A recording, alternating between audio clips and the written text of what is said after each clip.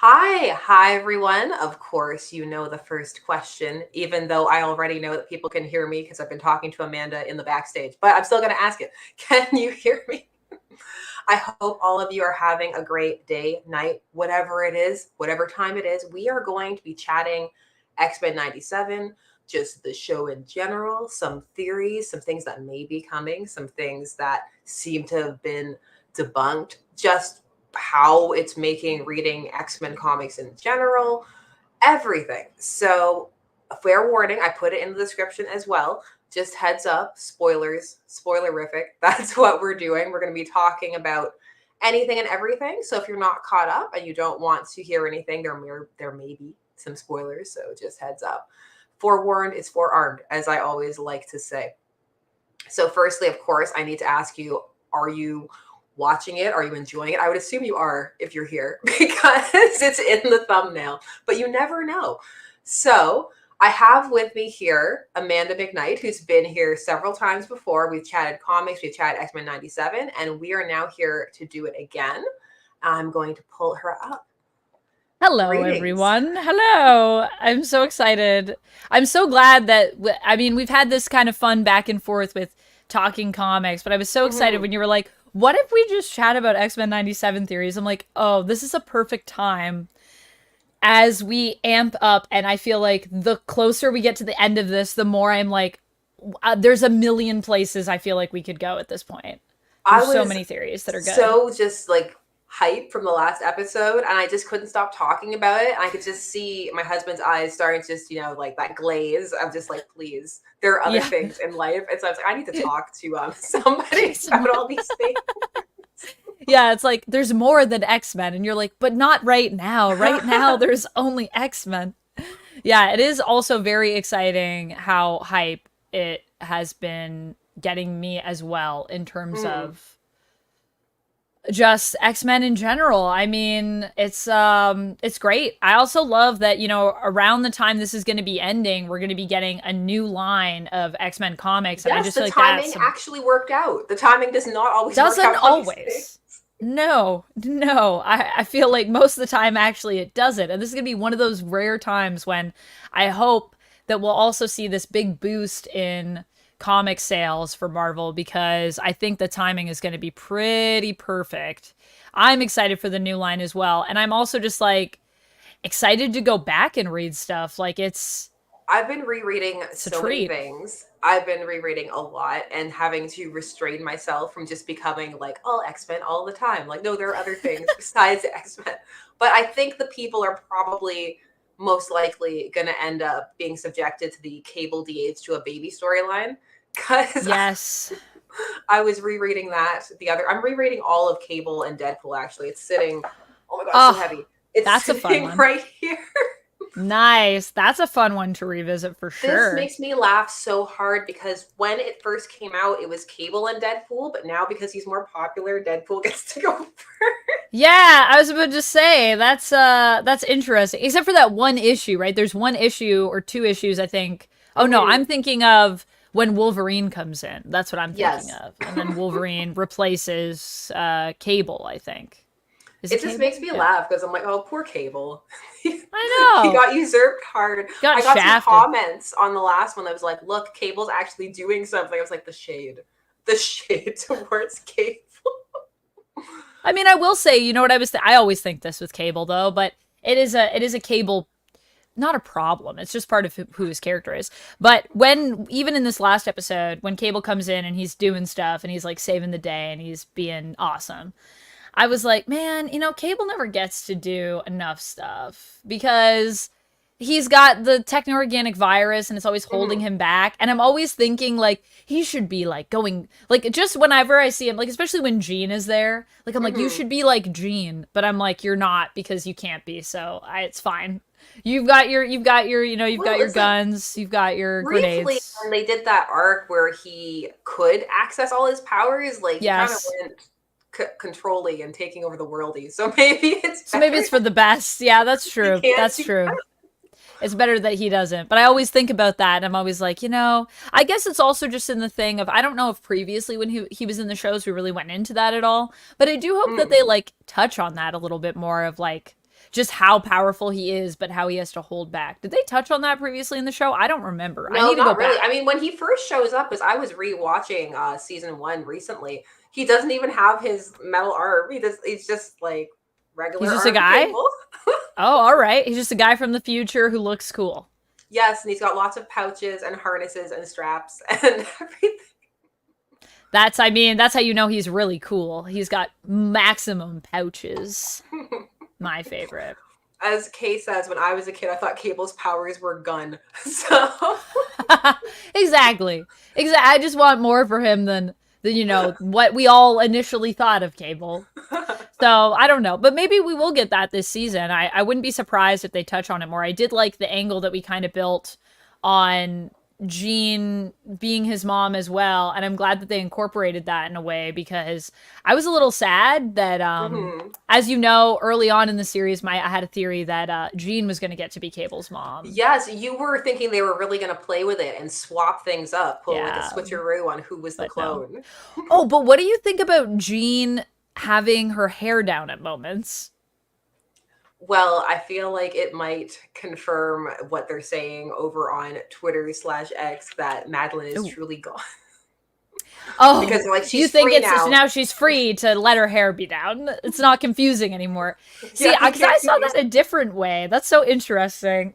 I was thinking it's proof of life. Like, I don't think physically Madelyne is alive, but I was wondering if maybe psionically, when she died, there was an imprint on Jean's mind. You know, that's a very interesting way to read the idea of her having those memories, actually. You could take that, and because she's talking about, I feel like their mind, like that would be an interesting way to maybe like recombine them together. The two of them, and like kind of have Maddie live on in a way if we're not going to get to see her again physically. Although, I mean, she might come back. Like, there might be some undoing of things.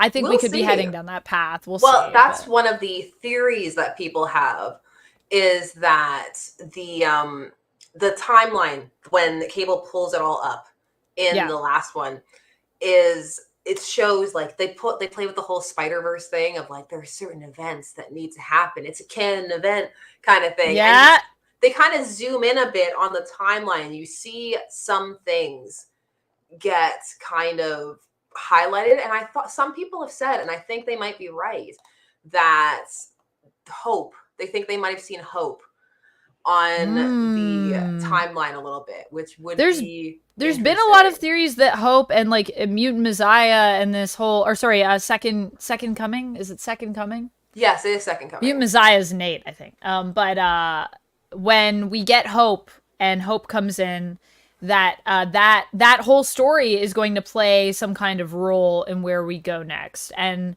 I think that would be interesting. I've also heard things of like, people were also theorizing that like Moira was going to be part of it and it was going to be like Krakoa. And I'm like, yes, I would love that, but that is also too far, I think. I don't think we're going to go that deep. Maybe but I think we could season. get, maybe not in season 1. I think that might be a bit down the line. But I do think we could get something like the 5 or some version of that in some way. Or, it's just Hope comes. I mean, I guess the other thing is Hope and her connection to the Phoenix. And we've seen, Dark Phoenix. Maybe that's going to be something. Now we're also getting to the point where the intro credits are starting to be a lot of old things because we're running out of new stuff because the season's almost done. So I keep seeing things and being like, wait a minute. Oh, no, that's old. That's nothing. No, it's like, it's fun too. It's actually fun to see all of those things animated in the new style. And I'm like, oh, look at it. It looks so nice. I know. It looks so nice. It's like update. It's a fresh. The freshness. Matthew Prower, thank you very much. So did you get the references in that fan art I did? Did I get that thing you sent me? I did get most of them, I think. The only one I wasn't 100% on was the smiley face on the hammer. But everybody else I recognized, and thank you very much for that. I was laughing a lot that Hal was in bandages and everything because he's so clumsy, and that Gwen had a halo, which was harsh, but I appreciated it.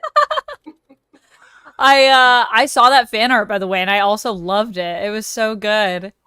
It was so good. Was the smiley face? I need to look now. I'm gonna go back. I want to look because I wanted to see if it's something that maybe I was thinking about. Oh no, it's not what I was thinking about. What were you thinking about? I was thinking it could be a dirt nap reference, which would be very weirdly niche, but I was like, maybe that's, but it's not a red smiley. I think it's got to be a red smiley for it to be dirt nap, or a yellow smiley. It's Ramona's hammer. Gotcha. Oh, okay. That makes sense. And that makes sense why it's with Lois, because Lois is always having all the different boyfriends in the Silver Age, which is great. Lois, so many boyfriends, so popular. Superman's lucky that he got Lois. Well, especially if you were to canonize everything that happened in the Silver Age, was they kind of flirted with like omniverse. Everything happened. I'm like, everything? Do you mean everything? What about the time he pretended to marry her for the mob? Like, I don't think we need everything to have happened. They're like everything, but also don't think about that too much. All right. So I have some of the big theories, but I wanted to bounce off of you. Just something that I've noticed that may mean absolutely nothing at all. And I may just be reading way too much into it. But have you noticed that Valerie Cooper looks a lot like Bastion's mom? Yes. Actually, oh my gosh. Okay, when I was watching it, I was like shouted that out. Like I was like, "Oh my god, is Valerie Bastion's mom in this version?" And like, why?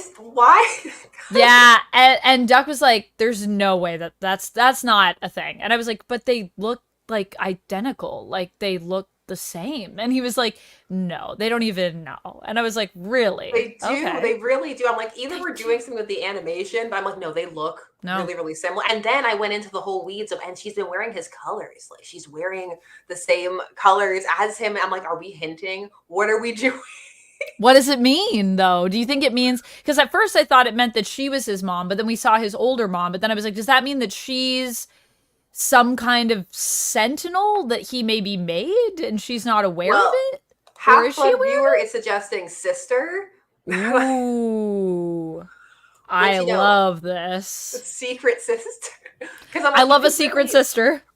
You can play with it so many ways. They've already modified Bastion a decent amount and really played with him and added to him in a way that I think has given him a lot of depth and has made him more, I'd say more fun. I mean, fun is probably the wrong word. Fun in quotes in terms of plot-wise in like the comics. But this has really layered him a lot. And they've done some interesting paralleling with his origin, mutant origins. They've just done so much with him. And it's been really fun, especially because he's only been here for a couple of episodes, like fully been here. He's been hinted at for a while. He was at the party on Genosha. We saw his hair. So some cruising by.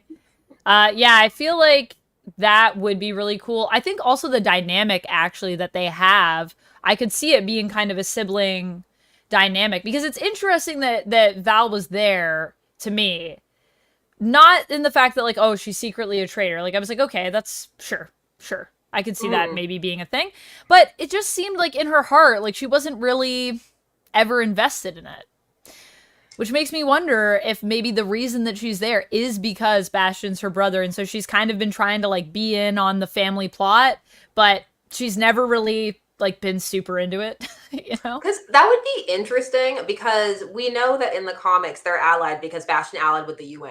And so that's just what went on there. But I'm like, it would be interesting if they did a bit more with it than that. We shall see. Also, this is just so off the rails, but I would just love if it was. It's very off the rails, but it's honestly something that I noticed too, and I thought I was a crazy person for pointing it out. So I'm glad that I was thinking of even bringing it up in my review, but I felt like I was too crazy. I was like, I feel like if I say this... Also, I had so many things. Like, one of the things in the review that I did, people were talking about how I didn't mention any of the cameos. I didn't talk about Spider-Man. And I was like, I did. I talked about Silver Samurai. I love Silver Samurai. But, I mean, I wasn't talking about, I guess, the cameo. Classic me. I'm not talking about the cameos that everyone wants me to talk about. You're like, Omega Red. Wow. I actually was so excited to see Arcady. I didn't even talk about Omega Red. I think I talked about the nod to Blink in the teleportation reference that Bastion makes where he says, you know, mutants, like if they once they're cab drivers, they'll be able to get you somewhere in a blink. I was like, I know, it's like, I was so excited. That and Silver Samurai were the two that I talked about. But it was because I also said, you know, I would have loved to talk about all the cameos, but honestly, that's a whole video because there's so many of them in that episode. That was the thing. I'm like, I didn't want to get too derailed because you could really, there were whole sections of my review that I cut just because I ended up going off on a tangent so hard that it was because there's really so hard many to pull it things. That's back. why. Yeah, it's you could I could do deep dives on everything. I would have loved to talk about Val looking like Bastion's mom, but I thought maybe this is too crazy, and if I talk about this, I'm gonna probably talk about it for 2 minutes, and it might be something that people are like, "What are you talking about?" Like me talking about Silver Samurai. One joke about it, and then I was like, moving on. Okay, like it's in there. Okay. Yeah, she does look very similar. And what do you think about the? Apparently, it was actually also confirmed by Beau DeMayo that the janitor that we saw was the one that cleans up Nimrod, and so that is how he got infected. Because I was wondering if it was one man's worth and that's where that came from, or if it was from. I was just wondering where that fit in the timeline. I'm trying to like map the timeline in my mind, and I'm like, so that was like in the 50s. So then like Bastion, I'm like doing weird math that no one cares about. Oh, you can't play with the math. That's how you end up de-aging people to babies. So because we gotta make things fit. Or having like people that are supposed to be 20 and you're like, technically they should be like 60, but all right. We'll allow it. The time is fluid. It's, it's, what do you think? Because I see it on the side here of, there was that theory that I still have not entirely abandoned that Valerie Cooper was Mystique. But now they're saying that because she freed him, she's not. I'm like, I don't know. I was wondering if that reveal was going to happen last episode. I think if that was a thing that was going to happen, it would have already been revealed. That's my only thing that makes me think, I don't know if that theory is so solid anymore. But I really loved that theory, so I'd still love for it to be true. I like that theory. I'm like, you would have to add another group of people, though, potentially, to be working. But there was something in this episode, even still, that gave me some attachment to it still, which was just the way she's speaking to him when he's up there all trussed up like it's somebody's fan art or fanfic, and she's speaking with him. But it's just, it had so much more familiarity than what we've seen on camera. And I'm like, you know what? Like maybe they've talked before. I don't know. But just the way she was like, please just talk to me. Just say like anything. With Magneto? Yeah. Yeah, that was the part where I thought she might be Mystique. Because it was weird to just be like, just please, like I'm like, are you in love with Magneto? I know, that's the way it sounded to me too. I was like, are you like with him? Are you crushing hard, Val? Are you like, Magneto, how dare you betray me? Like, I was like, wow, this is really intense. So that's what I thought. Well, maybe it is Mystique because it is a weird way to talk to Magneto if it's not someone that's familiar with him. But it could just be because of, like, kind of their working relationship. And, like, you know, she was there with Genosha, so maybe she like got to know him and just liked him. And everything, so. Yeah, and she was like, this is, you know, like, you haven't said anything, which would honestly be worrisome, I suppose. I mean, I feel like getting the silent treatment from Magneto, I would probably be speaking the same way. I'd probably be like, come on, just say something. Come on, Magneto. Like, I'd be like, one, I'm like, I think I'm crushing on you because you're Magneto, so I feel like you got that magnetic personality, as we know. Yes, exactly. Yeah, but also, he is power. It would scare me if he's quiet. Yeah, I would be nervous if Magneto was quiet.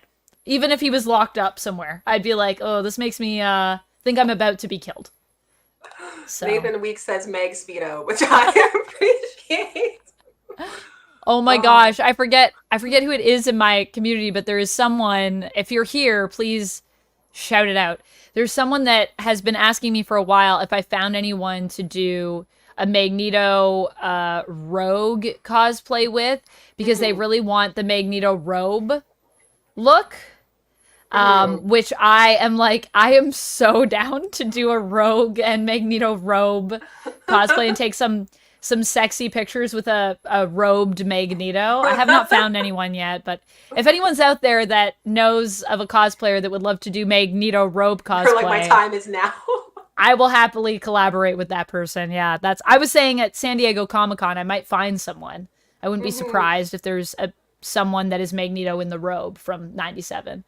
Well, I mean, I What if think I we're definitely going to see more Magnetos and stuff because of this show for sure. For sure. All the Magnetos will be out, and I am so excited to see all the Magneto cosplayers with all of their white hair. I feel like that's going to be great. So, where are you with the theory that Magneto has been infected with some kind of prime sentinel? Oh, yes, 100%. I am so confident in that theory. I was calling that at the end of the last episode, so Oh, when he before was like not shaving him to purple people eater. yeah, purple people eater. I was like, "Oh, so like Magneto's basically going to be a prime sentinel." And people were like, "Well, I don't know if that's a thing that's Well, happening." I And I mean, was like, and "It when he had feels him, heavily implied." well, when he had him in all the meetings too, of just like, look at all these people who are working with me, who you can now target, that I have you in this meeting to listen to and see. So And he I didn't need to also have. he didn't need to have him there. I think the other his nonchalance at Magneto getting away, Oh yeah, 100%. Like he was not bothered at all. not bothered at all, was like, "Oh, well, it's too late." And then Magneto goes in and is like mass EMP, Hmm.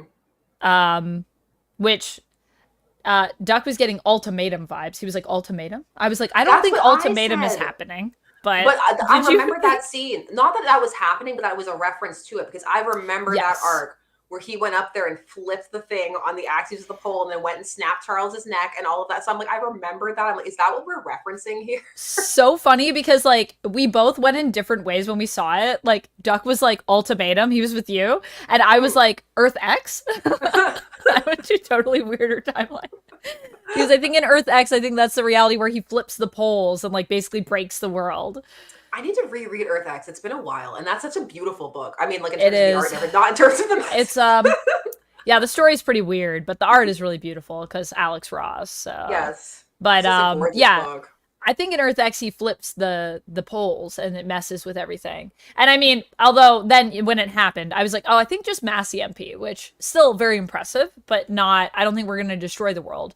And then when Beast was basically just like, yeah, but like now we're gonna have to like, there's gonna be a huge war. I was like, yeah. So honestly, he already did. Like, you don't really need to ultimatum. If you do that, it's probably and you put the power out on the whole world. People might be concerned. Tensions. But that's the So, other thing. Do you think mhm. that was Bastion's plan?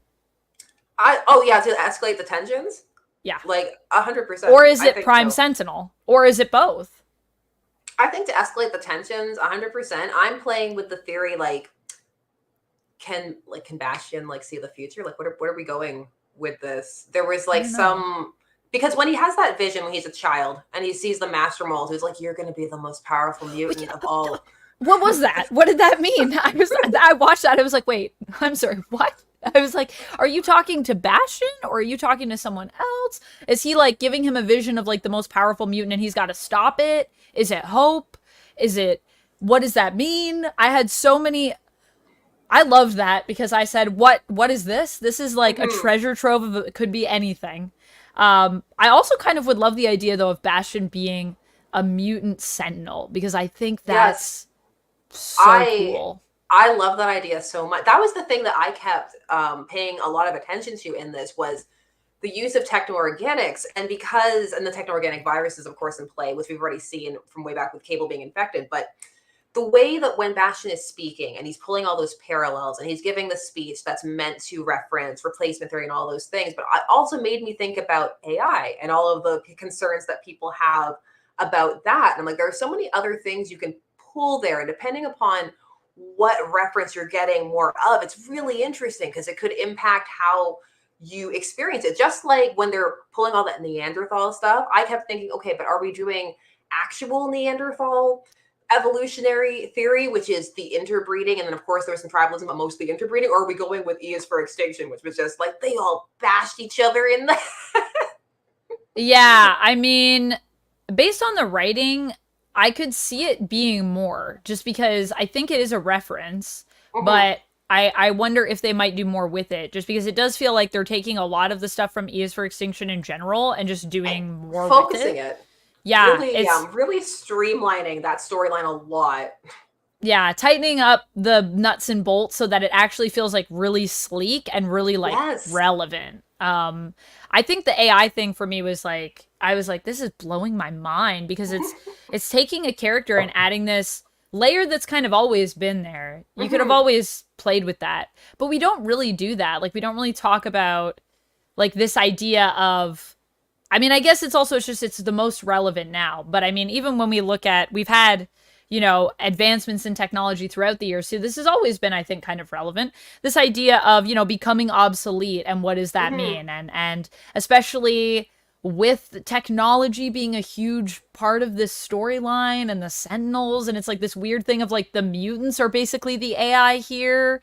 So we're gonna build AI to like beat the I've always been AI. fascinated by the cyberpunk concept of transhumanism and just modding Mm. yourself, and at what point you cease to be human. And that's all I was thinking of when you saw like Cable's cybernetic, like horrifying utopia. I'm like, this is so interesting to me. I'm so I fascinated by I all wonder of if this. it's gonna go kind of the way that the comics have been going a little bit with like Fall of X or Mhm. like at least the beginning of Fall of X, let's say. Let's go back to Inferno. Inferno 2. Yes, Um Inferno too. Inferno 2. 2020 Inferno. But that whole idea, which I really loved actually. I thought Inferno was really good. I loved this idea of, you know, you think it's kind of humans versus mutants, and then we get that, and then the AI are being used by the humans, so you realize the AI are just like serving themselves. And I Hmm. mean, we kind of already, it's nice too because they planted those seeds way early on, like back in like the Dawn of X days and like the Hmm. first books. And then when they bring it back around and it's just Nimrod basically being like, you think we're like with the humans? Like, we're killing everyone. Like, I wonder if Bastion is going to go that way and be like, you thought I was here for the humans because I'm a human, like, sentinel, but I'm actually, like, going full sentinel. Oh, well, because Bastion's so far removed from like empathy for either of them, which is one of the Yeah. things that I like a lot.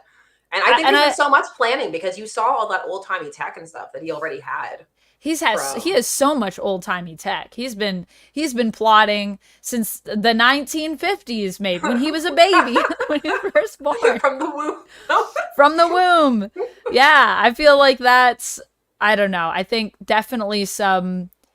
I think we could also go honestly into just Earth. What is it? Earth 982. No, not 982. Oh no, let's not talk about You got to numbers. remember your Earth numbers.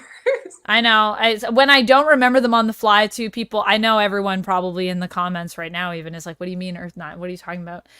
Nope, that's not what I'm talking about. I'm talking about Bishop's future, which is actually a weird number. It's like some ones and zeros in there, I think.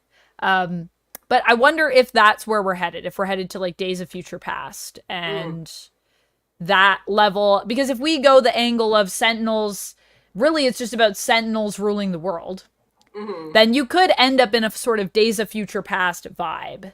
And the Hmm. idea that mutants are also like, you know, workers in the future, and like that's how we achieved this balance, feels Days of Future Pasty to me. I mean, they don't have the M tattoos, or, yeah, but, No, you know, no.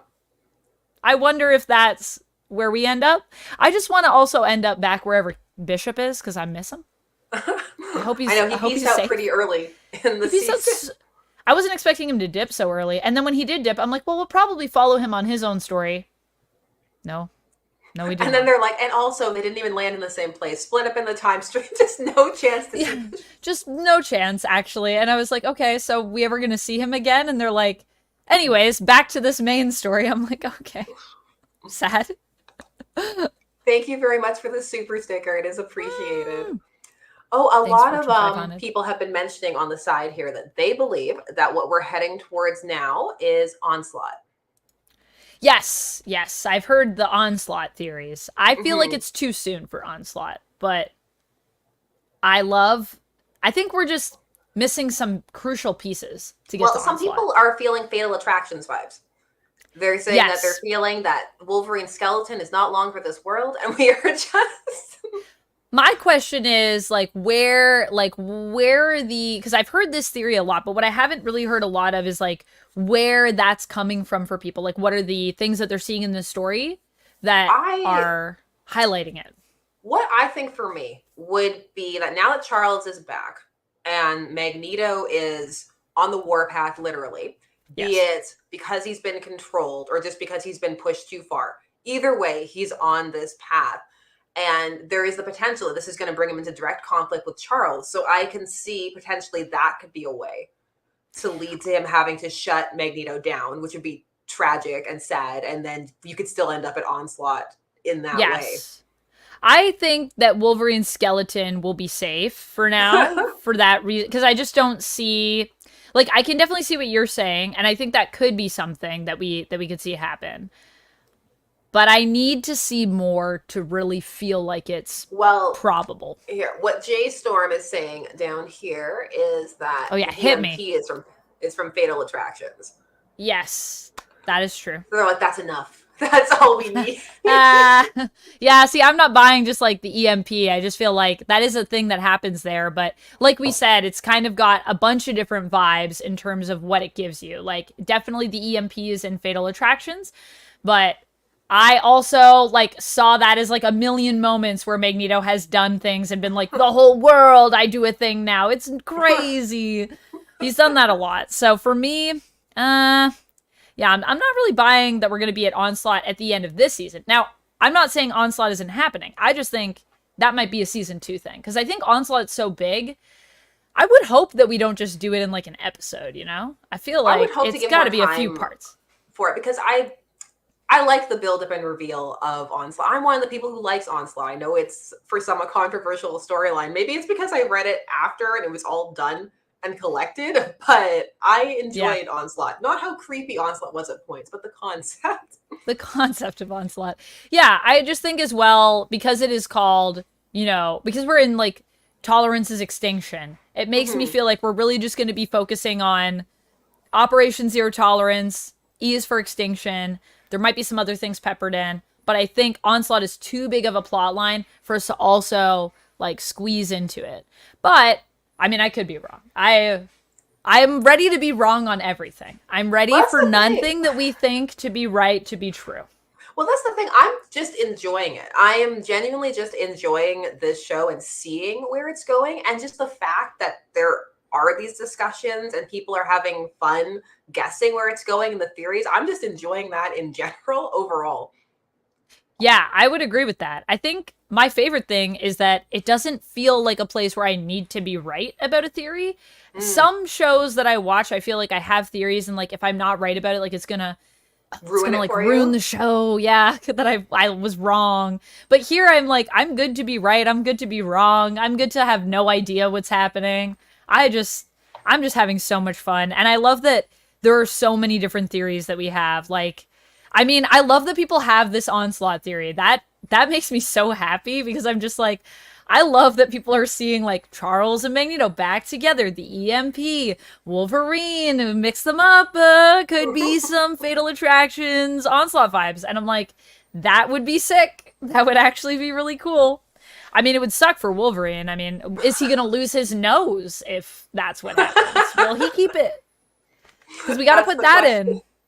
Yeah, if they don't do that, then I would be upset. I'd be like, okay, got to take his nose away. We all know that's the trope here. Otherwise, it's not accurate. Otherwise, it's not Fatal Attractions. I mean, and we did also have the Shi'ar exosuit. I mean, the first model, not the second model, but that was also in there. So I don't know. Maybe it is coming, guys. I don't know. Well, we have here that it's going to be apocalypse. I've heard some ideas are like Age of Apocalypse. They're like, let's do it. Age of Apocalypse. I think AOA could be a thing that'll happen. I think AOA is also too big a little bit for us to like, but it could be a lead into it. Like we finish, and that's like the cliffhanger. I can definitely see pulling from it. And I just genuinely enjoy Apocalypse. Apocalypse, when I still remember the first time I saw Apocalypse when I was a kid watching the X-Men. I just thought the voice was so cool. It still sticks with me. That tinny reverb they put on it. Yeah. I don't know. I really liked it. I also just love how in the comics, like you can hear the voice when you're reading it because like it's written like they like make his text feel like the voice, and you're like, oh, it's so good. Yeah, Apocalypse is iconic, and I mean we have seen him in the opening title. So I have been saying I think we're going to go to Apocalypse. I don't know how. That's my thing. Does anyone have any theories how we get there? Well, some people are saying what they are hoping for there is like Gambit as death. Because we did see that in the episode 6 with the vision that Charles sees. You briefly see the skull and stuff superimposed over him in that way. And it's like, well, that could be because he's dying, but could also be a hint towards. And he's also been the person, one of the people confirmed as dead as well by Bo DeMeo. And a lot of people are taking that to mean, but does that mean dead, or does that mean like he is dead, he is death? Because that could also be what it could mean. And I think 100%. And it would also be nice because it means that Gambit will be back. So I would really like that. Carlos Johnson, thank you very much, says, I think Wolverine is most definitely will lose his medal. The EMP and the foreshadowing with Wolverine's villains towards the end after the EMP. Also, I can see a schism within the X-Men, some on Magneto's side. I definitely see the schism. Because we already had Cyclops, the building up with Cyclops losing his calm in the interview with just the anger he's been feeling. And we know from the comics that Cyclops goes through a huge Magneto was right arc. So... I think we're definitely going to see a split in the X-Men for sure. I'm 100% with you on that, Carlos. I think also just the X-Men's reaction to that EMP in terms of some people kind of seeing it as a blessing and some people seeing that as a curse of like, this made things worse, but it also saved us. The resignation that Wolverine has. And it's one of those moments where it very nicely conveyed how old he is, without having to say anything about it. Just, just so tired. This is like, also, I gotta say, I'm really just loving the way that Wolverine is written in this. It just feels like such a kind of it's still the same Wolverine, but it also feels like a different Wolverine. And I'm like really here for it. Like, I'm just like, I feel like we're providing a bit more depth to Wolverine in this version of the show. I feel like Wolverine hasn't gotten to do as much as of yet, but that's just when you compare it, because Wolverine in the 92, he would always have those standalone episodes where it's just Wolverine's off and he's up north or he's in Japan or he's somewhere doing a Wolverine thing. But I'm like, there hasn't been time for that in this. We've been doing too many big things. And that is a thing that I think if I did have a criticism for this show, I think it would be that we just haven't had a lot of time to like have little fun adventures. But it is also like a lot less episodes than it's true. Like we're about 3 less, even though they are a bit longer, but I'm like, it's not to the amount of increased length where I feel like you can put a whole story in there. Yeah. Well, we saw what happened with episode 4 when they crammed Life Death Part 1 at the end of it. Yeah, they literally did in that episode. They were like, we're going to give you a fun little, like, Jubilee adventure and then also Life Death. And then we were all like, oh, I don't really like that. Like, that felt like a lot. Could we split it up?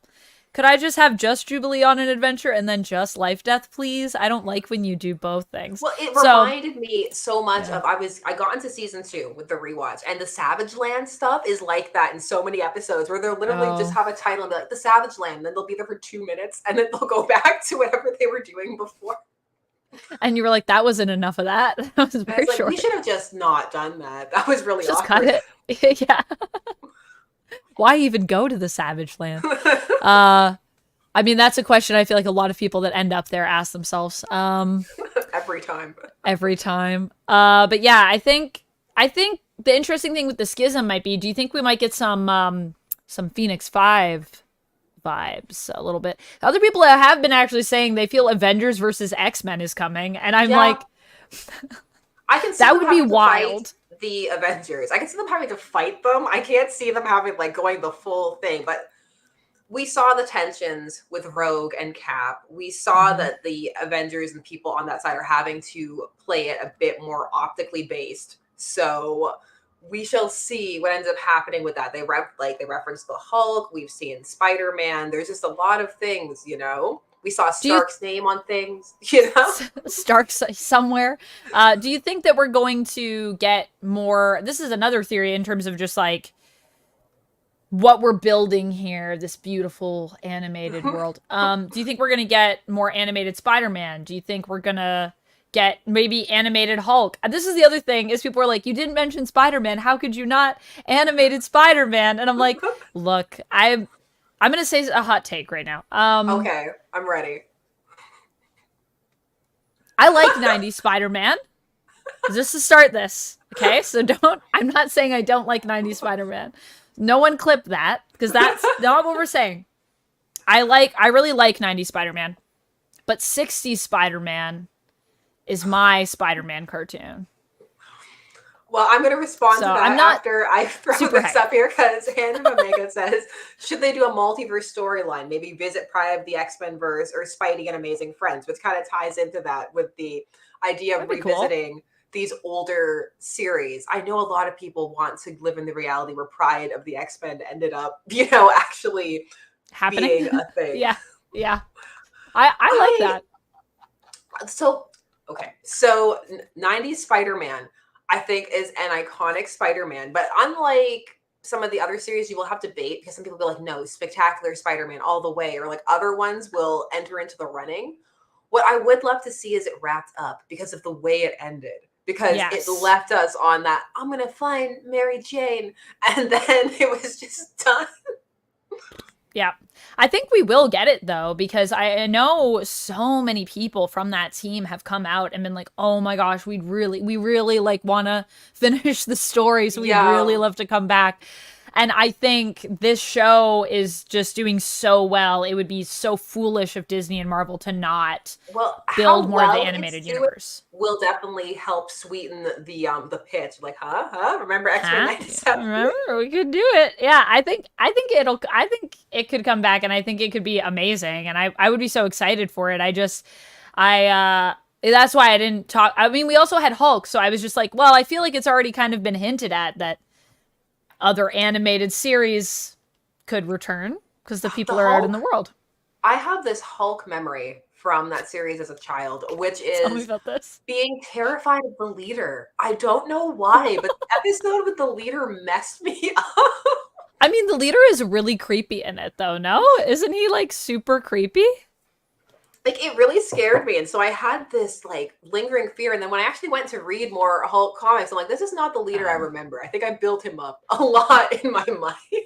I think maybe in the show, he's, like, another level of creepy. Like, I feel like in the like, not to say that he isn't creepy in the comics, and that he isn't intimidating, but I don't know. I feel like he's just a bit more grounded in the comics, maybe, is what it is. And maybe in the animated show, he's, like, larger than life a bit. Maybe I just saw it too young.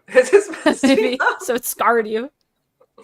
Thank you very much, Morrison 500. You say you can't have Cable without Apocalypse. They've done Cable without Apocalypse, and Cable stories range, and I really like Cable a lot. And like I said, I've been rereading the Cable and Deadpool, but I went back and I was trying to reread 90s Cable from the start when he first got his own series in 1993. And I was struggling a little bit. I was like, this series is 90s-ing very hard. And even though he's still written by like Fabian Nicieza and it's the same vibe and tone, I'm like, I think I need to be in the mood. I need to get into the 90s action hero mood to be here for Cable. Yeah. I feel you. I feel like I think here's the thing. I mean, in terms of the origins, if that's what you're talking about, Fortune 500, then like I feel you. Like I feel like we need, Apocalypse, but we did also just do the origins without him. So it's true, and because we did it. Oh, someone's saying Carlos is saying Cable and his clone Strife. Like, oh god. Yeah, a lot of people have theories about Strife being involved and that maybe being a thing, and then Strife coming in with Apocalypse, which I think could happen. But my one thing is that it feels like we kind of took him out of that story entirely. Like we just removed Apocalypse. So I'm not saying that we won't get Strife. I'm just saying I don't think we're going to get Strife in the way that we think we'll get Strife if we get him, because we really just subbed out Apocalypse for Sinister. However, if Sinister was working in some way for Apocalypse, then that might be a way to get him back in the story. I'm not sure. I would love the reveal to be that Sinister has been like working with Bastion at the behest of Apocalypse or something, or some crazy. I'm here for that. If that's where we go and they're like, by the way, you thought Sinister, you thought Bastion, but really it's Apocalypse. I'd be like, okay, I'm cool At with this that. point, if they pulled out a surprise Cassandra Nova, I'd laugh. I'd just be like, psych. You thought she Psych. wasn't here because we didn't pull her out yet, Cassandra Nova. I would actually, this is the thing. This is how well this series is going to me. If they were like, by the way, surprise Cassandra Nova, I'd be like, sick. I'd be like, I'm down. Bring her in. Get everyone in here. I know, Oh, speaking of, yeah. yeah, which is not, wouldn't make it, I don't know. It might, well, it could make sense. It depends on how they write it. I have so much faith in this writing team. That's not my usual reaction to Cassandra Nova showing up. I mean, I like Cassandra Nova. I think she's a weirdo, for sure. I think in a lot of ways she makes no sense. But I kind of love that. I kind of love that about her. I love that she's just so, I don't know, she's so scary and intimidating, but also just like kind of feels like a crazy grandma. And I'm like, I don't know. She's made of so many tropes that it really depends on whether it's going to land or just round the corner and just become silly. It really depends. I think with her, she is very much like how you use her, how you write her. And there's times and places for Cassandra Nova. Mm-hmm. And then there are times when we try to insert her into things where I'm like, this was neither the time nor the place for this. But speaking of weird villain reveals, what do you think about that shadowy lady that we got at the end? Oh yeah, on the I had a whole debate about this with Duck in terms of we are on very different camps. It was very interesting because I'm like, they went out of their way to keep her shadowed. Like they're like, we'll put Doom and Zemo out there like front face, but we're gonna keep this shadow for later. Yeah. So I'm honestly not sure. What are your thoughts? Well, I think she's definitely someone. I was like, she's got to be someone huge, whatever that is. I had a few thoughts. None of them are amazing. Like, I don't have any great theories for it. So if anyone else has any better theories, like, please feel free to share. I was thinking Dr. Rao, but I don't know if that makes any sense. I don't know. Balls Monkey, thank you very much. Says, all I want is She-Hulk voiced by Cree Summer again. More She-Hulk in the world. There's nothing wrong with that. I feel like more She-Hulk in the world always makes me happy. So yeah, get her in here. Get everyone in here. Let's just in these last 2 episodes. We'll redo all of them. Let's have everyone in here. We're gonna have AVX. We're gonna do Onslaught. Let's just do all of these things. Would it work? Put Cassandra Nova in there. Just get everyone. Let's do Age of Apocalypse, Days of Future Past, all of it. 2 episodes. Fortune 500 says, I'm talking X-Men show and 97 as a continuation. Oh, yeah. I mean, yeah, I guess. I mean, is Apocalypse, do we establish anything about Cable's origin? Or you mean like just in terms of like when Cable shows up, I guess, in the series?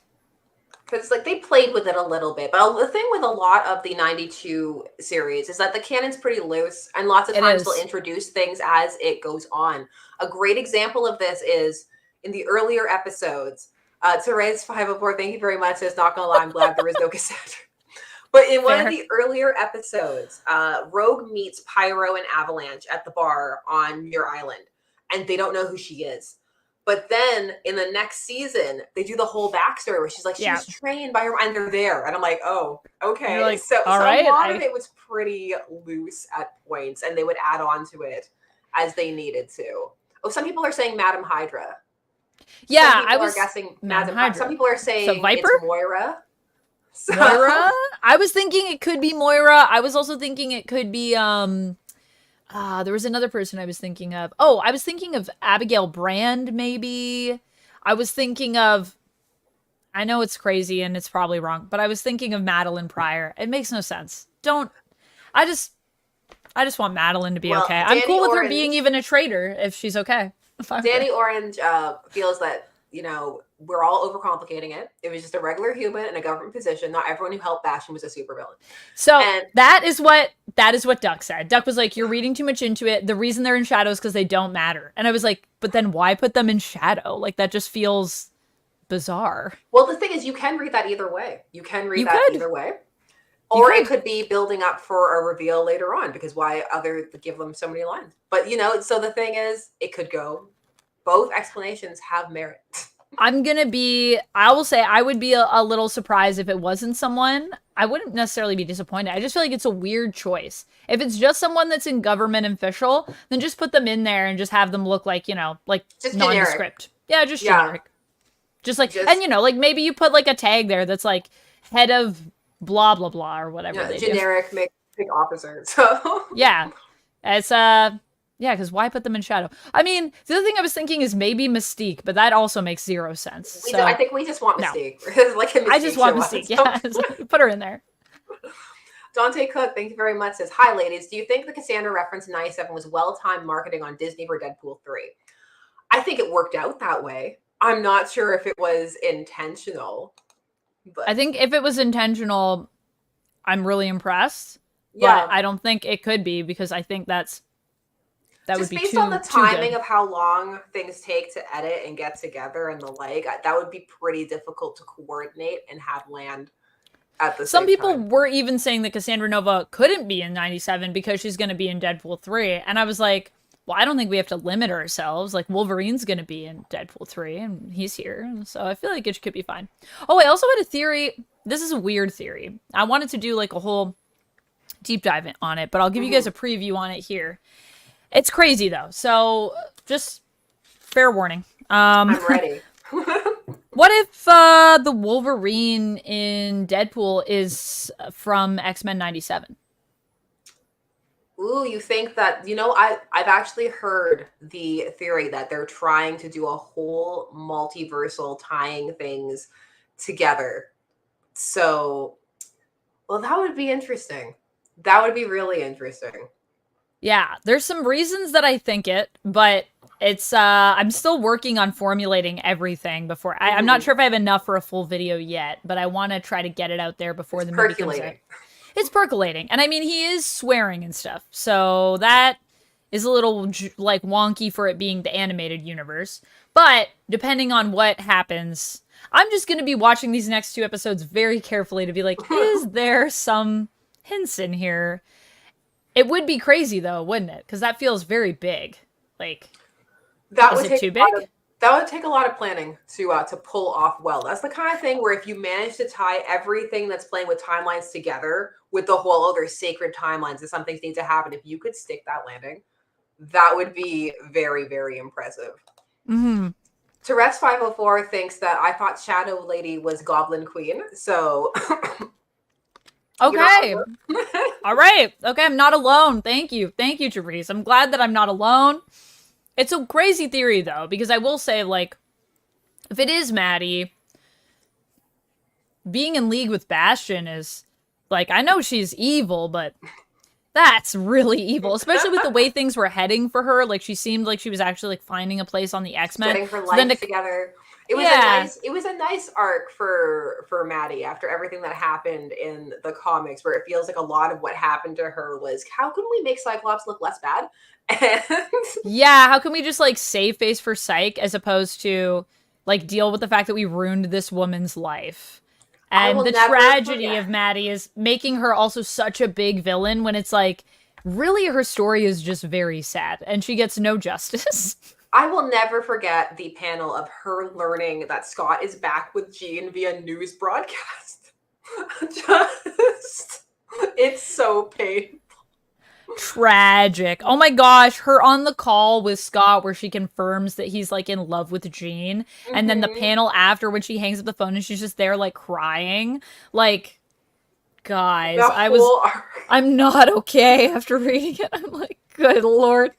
Like, and I love Scott, don't get me wrong, but man, that was a bad time for Scott. I was just like, this man is so terrible. Like, he doesn't deserve to be with anyone the way he treated Maddie. Like, in the comics, he was walking out on her, like, even before Jean showed back up. He was just like, I need to be with the X-Men. I can't handle all this domesticity. I need to I can't just chill in Alaska, actually, even though I've already committed to this life and have a child with you now. It's like, Maybe you should have thought of that before you had a baby with this woman. Like, Scott, please.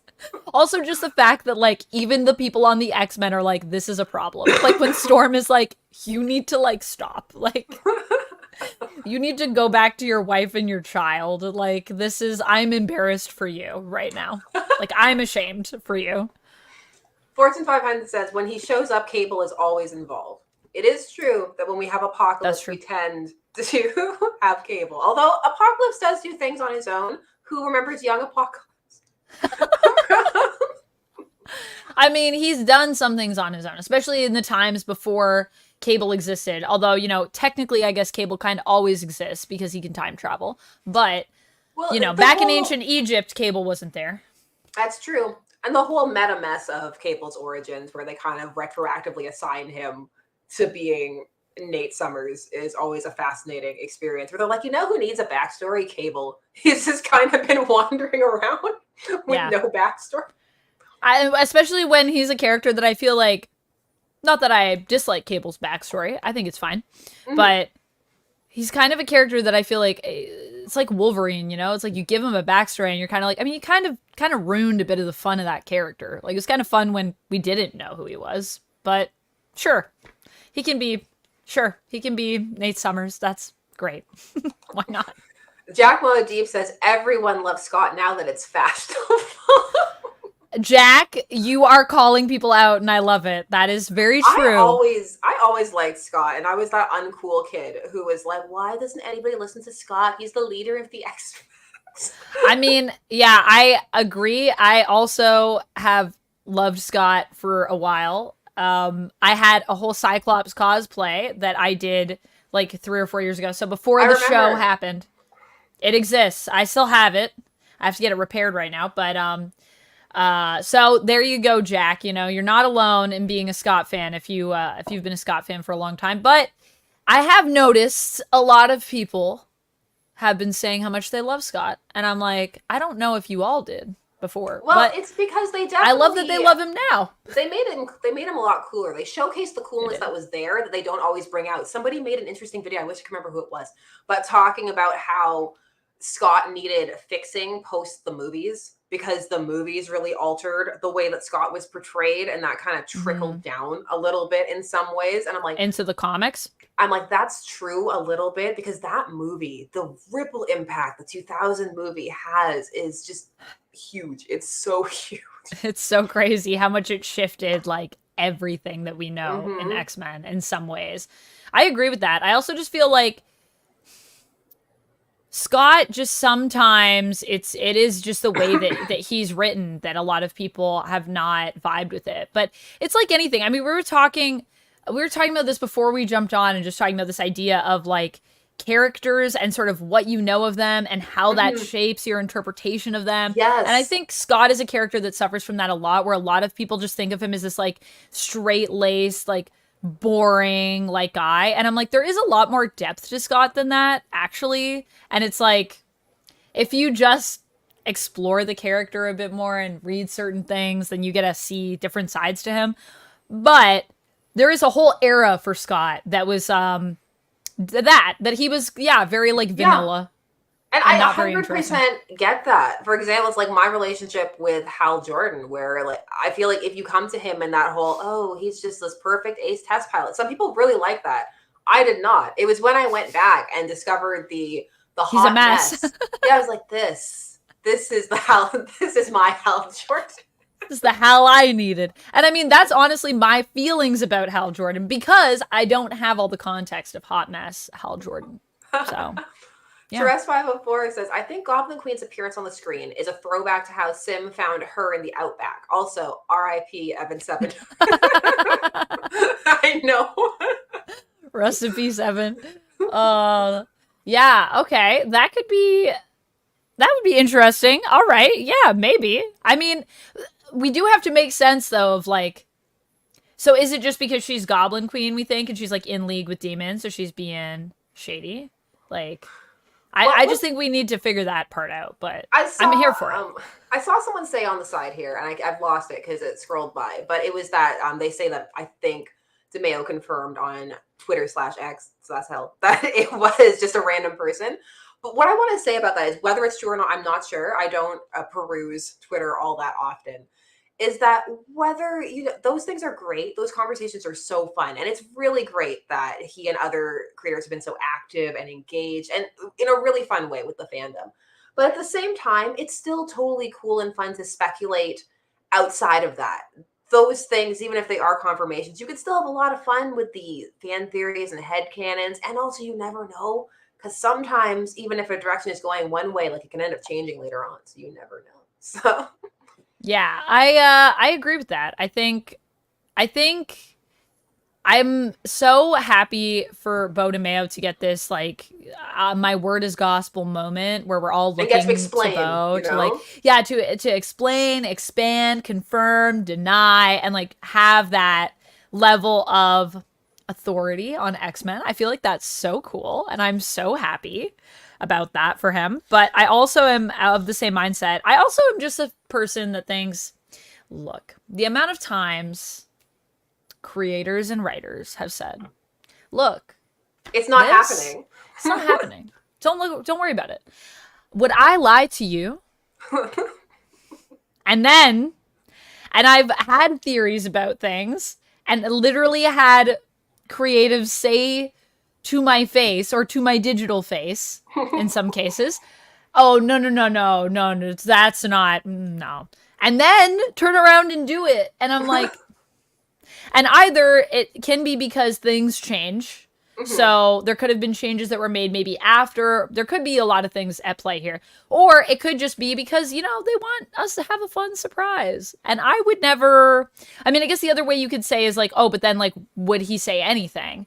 And I'm like, well, maybe not. But I'm just like, I don't know. I feel like he's just having fun engaging with people. But I don't think we should trust everything because I would personally be if I were the writer here, I'd be lying to you all. I'm just going to say about everything. Well, for me, I'm like, even if it is 100% accurate, I'm just always of the mindset of you can still go ahead and have fun with playing with, ooh, I like this idea, or I think this idea would be better. It's 100% fine to do that. I just find that sometimes people can take the creator's words and use them to try and put other fans down or crush them a little bit. And I'm like, it's a gatekeeping tactic sometimes that people That's use. the thing. I'm like, but that's not what it's for. I'm like, this is just, it's fun. It's cool to know. And it's nice to have that kind of engagement because you don't always have that. And it's not always so pleasant. So, it's nice.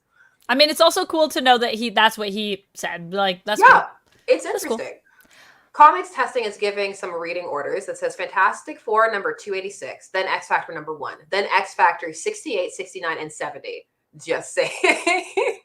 Just saying. This reading order. I am very impressed with the person who can pull all of those out off the top of their head. They're like, I know all of these issues. I know what storyline. I won't lie. I will need to look those up again. I'm good with some issues off the top of my head, but not all the time. Yeah, I just looked up FF. This is what I thought it was. I kind of feel, I kind of feel it. I don't know. It would also be interesting if this is how we got She-Hulk. That would be sick. Get her back in there. Why not? It's when she was on the FF. But yeah, it is, I enjoy that era for She-Hulk. It's a good time. Jeremiah Banks says 90s Marvel shows should get a variety show with all of the cameos and stuff that are going on. Anything's possible. All right, let's see. Oh, we have more theories about the Goblin Queen. Oh, I love this. Give me that. I still think Madelyne is the Goblin Queen in the same way Bowie was the Goblin King, stealing babies. Stealing babies. I would love to see some more baby theft. I mean, I think that's gonna get clipped on you. Oh gosh. Yeah. Someone somewhere is writing notes. I don't know if Critter Nation is in this chat, but Critter Nation is always writing down every shady thing I've ever said. They're always like, interesting. Amanda says she enjoys baby theft. 2024. Yeah, no one clip these things. No one clip these things, please. But I think it would be cool to see her in that capacity because even though I do love what they did with her and I do love that she's fully healed and we're kind of going back on it a bit, it gives us a way for her to be alive and be relevant. So I'm, like I said, I'm just down for whatever. If she has to take some X babies to get to come back, I'll give her the babies. I'll hand them out. I'll be like, Well, here you go. what I Whatever was you saying need. to you earlier was the idea that I think it would be great once this is all done to do a complete rewatch of it and then post mortem it as a chunk, because I Yeah. think that'll be interesting to see how it all plays as one giant thing. Because currently, just as we are, time of streaming, it does feel a bit like Inferno was mostly there and done so quick because we needed to establish this backstory for Nate and to be like, this is why he's here and this is the future and like this kind of thing, you know, like, so just to explain techno organics, that's why we're here. So like it has a bit of that vibe right now for me, but we'll see. Again, I'm open to seeing how I feel once everything is done. Oh, I have a thought. This just Mhm. came to me. What if Maddie is somehow in Jean's mind? And like my thought on that was like maybe when she died, a part of her like went into Jean. And I mean, yeah, there's also the thing with the memories, which I also love that they maintained the psychic link that they have. Mhm. And people were confused about that. I remember when she came out and they were like, oh, but like, wouldn't Jean know? Because she would only remember the things when she was around. But then when Jean was like, no, it's not like that. Like, I was psychically linked. So I like remember like everything. But Mhm. I don't think I lived that part, but I Mhm. remember it. I definitely didn't give birth to this baby, but I I feel remember it. it. Yeah. I feel it. I love that they kept that, and I think it kind of would be cool to play with the idea of maybe when Scott and Jean are getting kind of, because we're seeing them like kind of come back Yeah, together they're a coming bit, back and I together. think Their relationship's doing better. yeah, they're like healing the wounds, and they're trying to move forward with their lives, and I love that. And even like kind of becoming a new family unit with Jean kind of seeing her like feeling like Cable's mom, even though she's like I Mhm. feel weird about admitting it because that's not my Because place, like but technically, you know. technically I'm not, but also at the same time I kind of am. Mhm. I wonder if Maddie is in her mind, if we might see as that develops more, Maddie rebels against that because she feels like she's being replaced and forgotten. And if she Ooh. acts out, and then maybe in that way we get more of the kind of classic Inferno vibes of Maddie goes a little crazy. And honestly, if Mhm. that did happen, I would say it would even feel a little bit more justified than just her having, I mean, she's totally justified in the comics, but I just mean her having like kind of a psychotic break because she realizes all of this stuff about her past and then Yeah. also is dealing with stuff with Scott and she just goes like completely cuckoo bananas gonna make deals with demons. That would be really interesting. That would be a really Yeah. interesting way to do it. Also I like that imagine idea. being in someone's mind while you're like being replaced and that's the person that's like taking your life. Like that would be That'd be messed intense. up. That'd be really messed up. That's really So dark. I really like and then that. maybe she tries to possess Jean from like the inside. So we just have this like rivalry inside Jean. That would be, and that's how we get like maybe a Dark Phoenix And I like vibe. that because it ties into your whole hair up, hair down thing that you were talking about The earlier. hair up, hair down. I know. I feel like it could just be what people are saying, which is like rest in peace, Maddie. But I just think it's interesting that like it's not consistently up and down. It's like there's moments when it's down and moments when it's up. And I'm wondering if anyone else has seen anything. I need to go back and watch it all and pour over these ideas more. But I wonder if there's more things that Gina is saying when her hair is down that feels like Maddie versus when her hair is up, or vice versa. That I would don't be know. interesting. That would be interesting to Yeah. go back and compare. Tevya Smolka, thank you very much. Says, what about Laura X-23 being on this show? Ooh. I think that would always be. I always like when she shows up back on the shows because she originated on a show, which was X-Men Evolution, when they Mhm. decided that they needed a Wolverine, but more relatable for the youth, which was the rationale. They're like, nobody can relate to Wolverine. He's old. We need someone that the kids can get behind. We need to get young Lady Wolverine in here. That'll get them into it. Yeah, that's I feel like Lara would be really cool um anywhere. So, yeah, Yeah. I think it's I'm always down. cool when like the more clones and the like show up. And you know that Marvel loves a good clone. So We love a good clone. Comics Testings is giving more clarification on the reading order, Love it. saying F4286, Jean back, Cocoon in the ocean. X Factor 1 calls the Cyclops after returning. Madelyne disappears. Behold, 68 techno-organic cable infected. 69 and 70 Prophex returns. So if anybody was wondering what those issues are, they are those. There are those, and you could go check them out Mm-hmm. and kind of get a little bit more context in terms of the comics and how this all unfolded Mm-hmm. there. And see how you feel about the comparison, because that's the other thing I'm really enjoying is seeing the ways that they're being worked with. Because I do feel like a lot of the storylines, because of how they're being streamlined for this show, they've become a lot tighter in some ways, at least for working inside of this universe.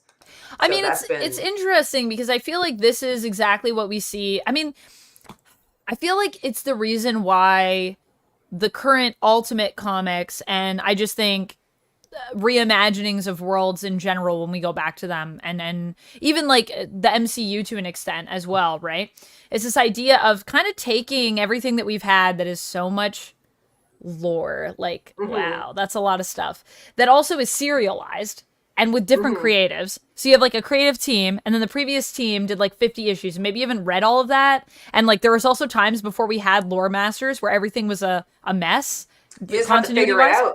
You just had to figure it out. You just had to like hope that you knew enough to write this comic based on all of the previous continuity, even though that's not even necessarily your job sometimes. But it's really cool when we get to see people take all of that and then just be like, okay, what are we gonna do with this? Because Put I it feel together like in a new way. put it together so neatly, and I love going back and watching it kind of sometimes be a bit of a mess, or be Mm-hmm. like maybe not a mess, but it's just like you can feel them figuring it out sometimes as they're going, and you're like, oh, Yes.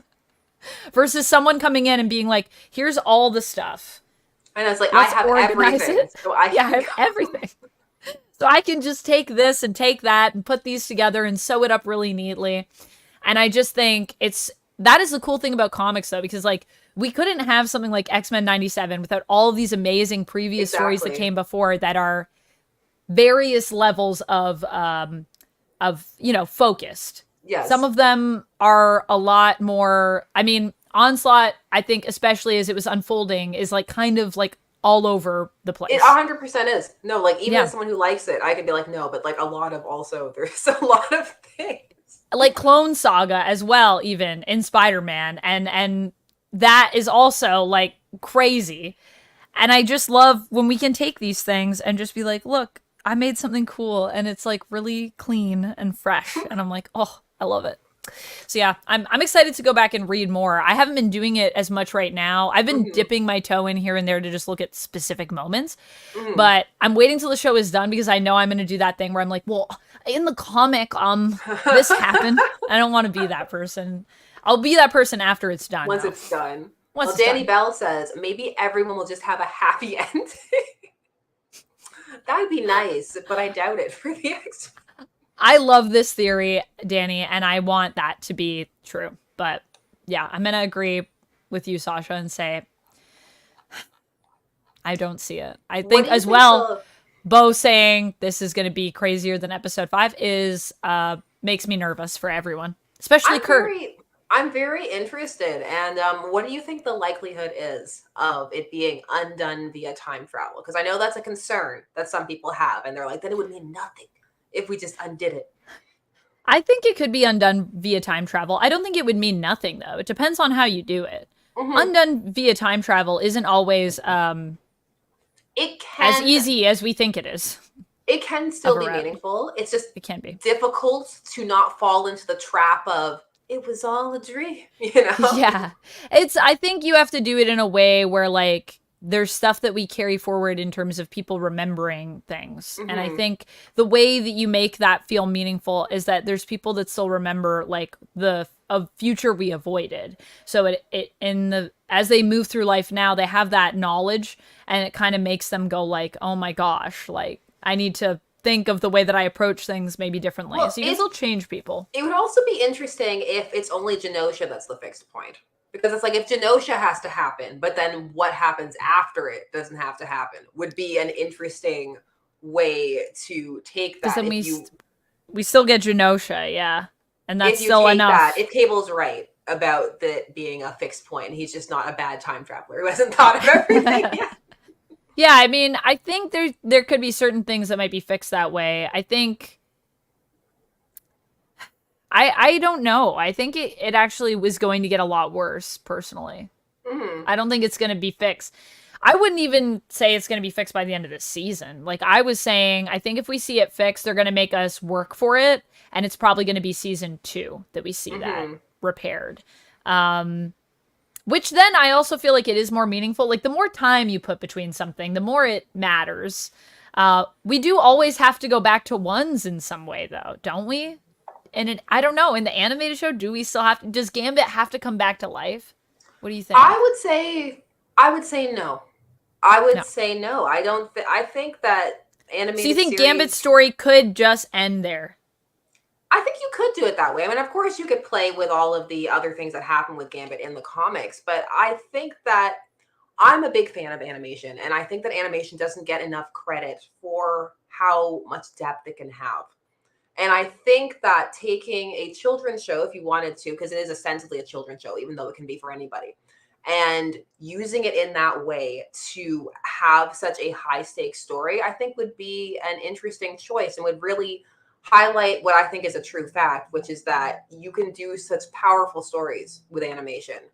And you can also tell very thought provoking and poignant stories aimed at children where there are really real stakes and consequences. You don't have to sanitize them. So I think it would be really interesting if they went that route personally. Yeah, I feel that. I would be very sad if Gambit doesn't come back. I'd like them to fix that for me, but I would 100% understand if they decided like, no, this is what we're going with. It's just we're going to continue the story.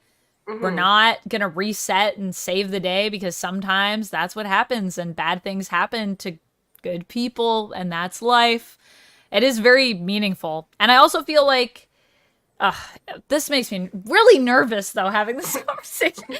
Because someone tweeted at me the other day and was saying, Amanda, after this episode, and it was a meme of like the brain being like, what are you thinking about? And the girl laying in bed saying nothing. And then the brain's like, Bastion kills Nightcrawler in the comics. And then just the girl in the bed, like being like, oh no. And I was like, that is 100% me. I've been falling more and more in love with Kurt, and I mean, I've always really liked Kurt in the comics, but this show, gosh, I was the person, and look, I'm still gonna say this, I don't think Kurt is the best teleporter. Okay, he's not. He's great in so many ways. Shots fired, but he's not the best teleporter, and I've said that, and because I've said that before on Top 10, a lot of people have like been like, Amanda doesn't like Kurt, and I'm like, no. I do like Kurt, but wow, this show has made me feel like another connection to Kurt that I didn't know that I had. I've always appreciated him just as a character in terms of who he is as a person, but this show is making me be like, oh gosh, I love Kurt so much. If anything bad happens to him, I'm going to be really sad. And that's what happened to Gambit. They made us love him and then they killed him. My thing is that I am one of those people who likes it when characters stay dead. Even though I can come and enjoy storylines when they've returned, and sometimes they're really well done, and I enjoy where the direction goes, but I like death having weight and meaning in storylines, so fair. I am a fan of when, like, if a person's dead, they're dead. And I feel like I wouldn't say it's a problem. Is problem the right word? But it's a facet of comics that people just return, and I feel like that harms the stakes at points, because there are some people who I read their comics, I'm just like, you were dead, and I kind of still wish that you were Barry Allen the Flash, but it does, you know? Yeah, no, I mean, it does kind of, well, and especially the more you read comics, because you kind of just get like desensitized a bit to the death, because it becomes like, oh, but like they'll probably be back in like a couple months, or like they'll probably be back like at least like next year, you know, like they're not gonna be dead forever. Like, this is kind of how I felt when like Magneto went, you know, and in AXE, and I loved it. I thought it was so well done, and it made me cry, and I did feel the feelings. But in the back of my mind, I was like, well, it's okay. Yeah, he'll be back. It's like they're not going to get rid of Magneto. Yeah, I mean, that's not happening. Yeah, exactly. James Perez says, how do you feel about Sunspot? For me, it's too similar to the other Bobby story, when Sunspot's story is more about race, and this makes it more shallow than the other themes the show is playing with. I actually think they're doing that on purpose because I don't think they're bringing Iceman into play based on how they did Iceman in the 92 series, where Iceman got like that one episode and then like pieced out after that. Yeah, I feel like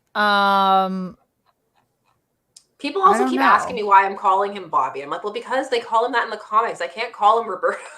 It's just Oh, are people automatic. saying I don't think I've had anyone say that. I call him Bobby all the time in my videos, and I'm waiting for someone to like be confused. I try to Oh, not do yeah. it too much. I'm trying to like, but I'm like, but he is Bobby because that's what we call him. We call him Bobby all the time. Yeah, no, Calling him I Roberto call him. feels They're very like, why are you formal. doing that? The show's never called him that. I'm like, it's automatic. It's just I know. happening. It's like how I had to then go back to saying Xavier after saying that for so many years, then Mhm. going onto Nerd and having everyone tell me that I was wrong for saying Xavier. And then when the animated show came back, I was like, no, I was right because I got it because animated was my first X-Men. And because they hit the X, because it's the X-Men. So it's like X-Men. It makes sense. I know. And then I said that, and I remember, where did I say that? Did I say that here? I said that in a video or something. I said it somewhere, and then everyone was like, "Well, obviously, you were.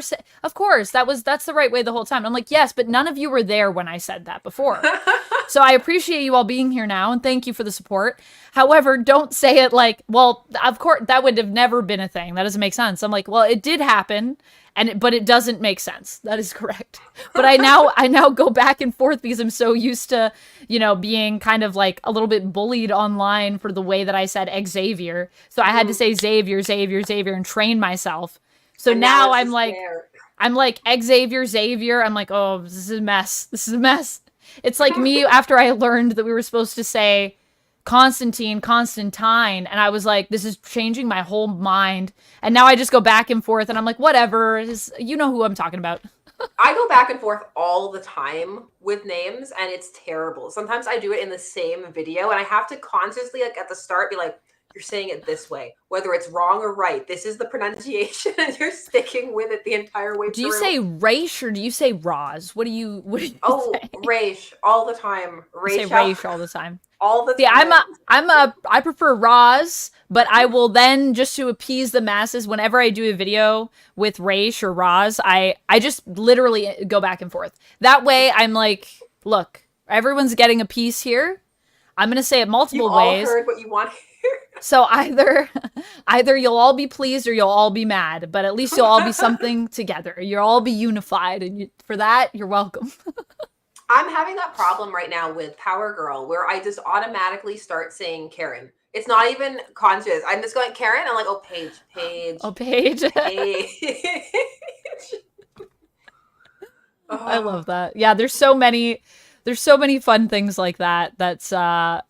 I mean, I will say in terms of that comment though, I don't know. I like what they're doing with Bobby. I do wish we had more Bobby. I do wish we had more Sunspot in this, and I feel like but I mean, this last episode I felt like was pretty good. I was pretty happy with that. I I was feel like, like we're by getting to the see end of it, Sunspot be powerful. I feel like by the end of Thank it, God. Sunspot's gonna have like a nice coherent arc that will Oh, what do you think feel. about everyone getting new costumes? Have you this I theory have that seen people that. have? Yes, I've seen that little I don't know if it was snippet. confirmed, but I've seen the yeah. little snippet. I just liked it because it was a dig at the movie, which I appreciated. Okay, it's not. I'm not one of those people who really hates the leather outfits from the movie or anything.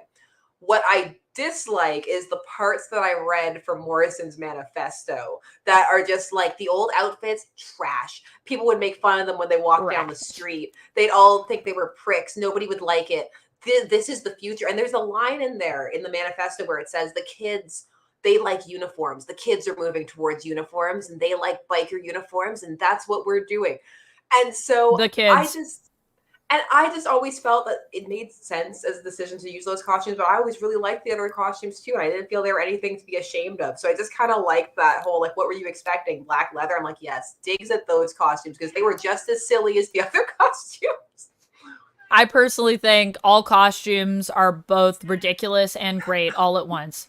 And if a costume can't be both, is it even really a costume? That's my opinion.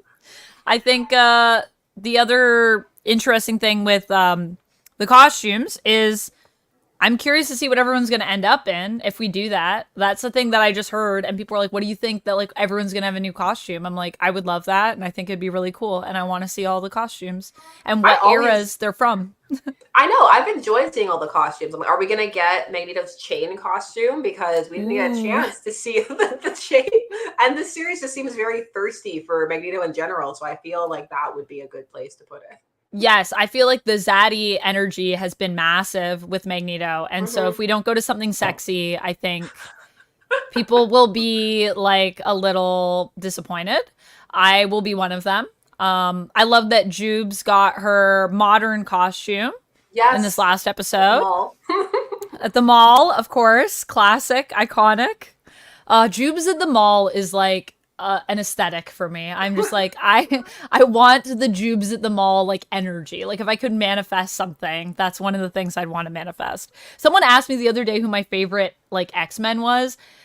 When people ask me this in chat, I'm always like, I don't know, guys. I'm just gonna list like 50 people right now because that's where I'm at. Like, I got a lot, and Jubilee is Mm-hmm. like so high up there for me. And then I forgot to mention Rogue, and then I was like, oh man, because people were like, I like Rogue, and I was like, oh, sorry, she's also on the list. She's on there. Rogue and Jubilee were my first like X-Men loves. Like, they were my.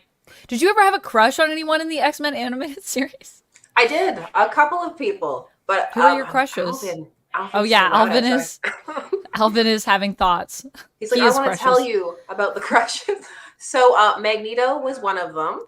So this show is validating me, and I feel like that one comment from earlier that was like, "Oh, now you all think Magneto is hot." I'm like, I was there in '92, but Was there a time when people didn't think Magneto was hot? yes, because there was the whole idea that he was old. I remember that in fandom. They're like, "Ew, he's old. You're weird," and also Oh, Cyclops. It was Magneto and Cyclops Magneto back and in the day. Cyclops. Yeah, I mean Cyclops I knew about. Magneto, although I never felt that myself. I mean, I don't know. I don't know. Is Scott? I mean, everyone's hot, really. Let's be real. Scott's also hot, I think. And that leader energy. I love a person that can like tell me what to do. Like I'm like, yes, tell me what to do, Cyclops. I'll do it. Same vibe actually with Magneto. I feel like Magneto's a person that holds.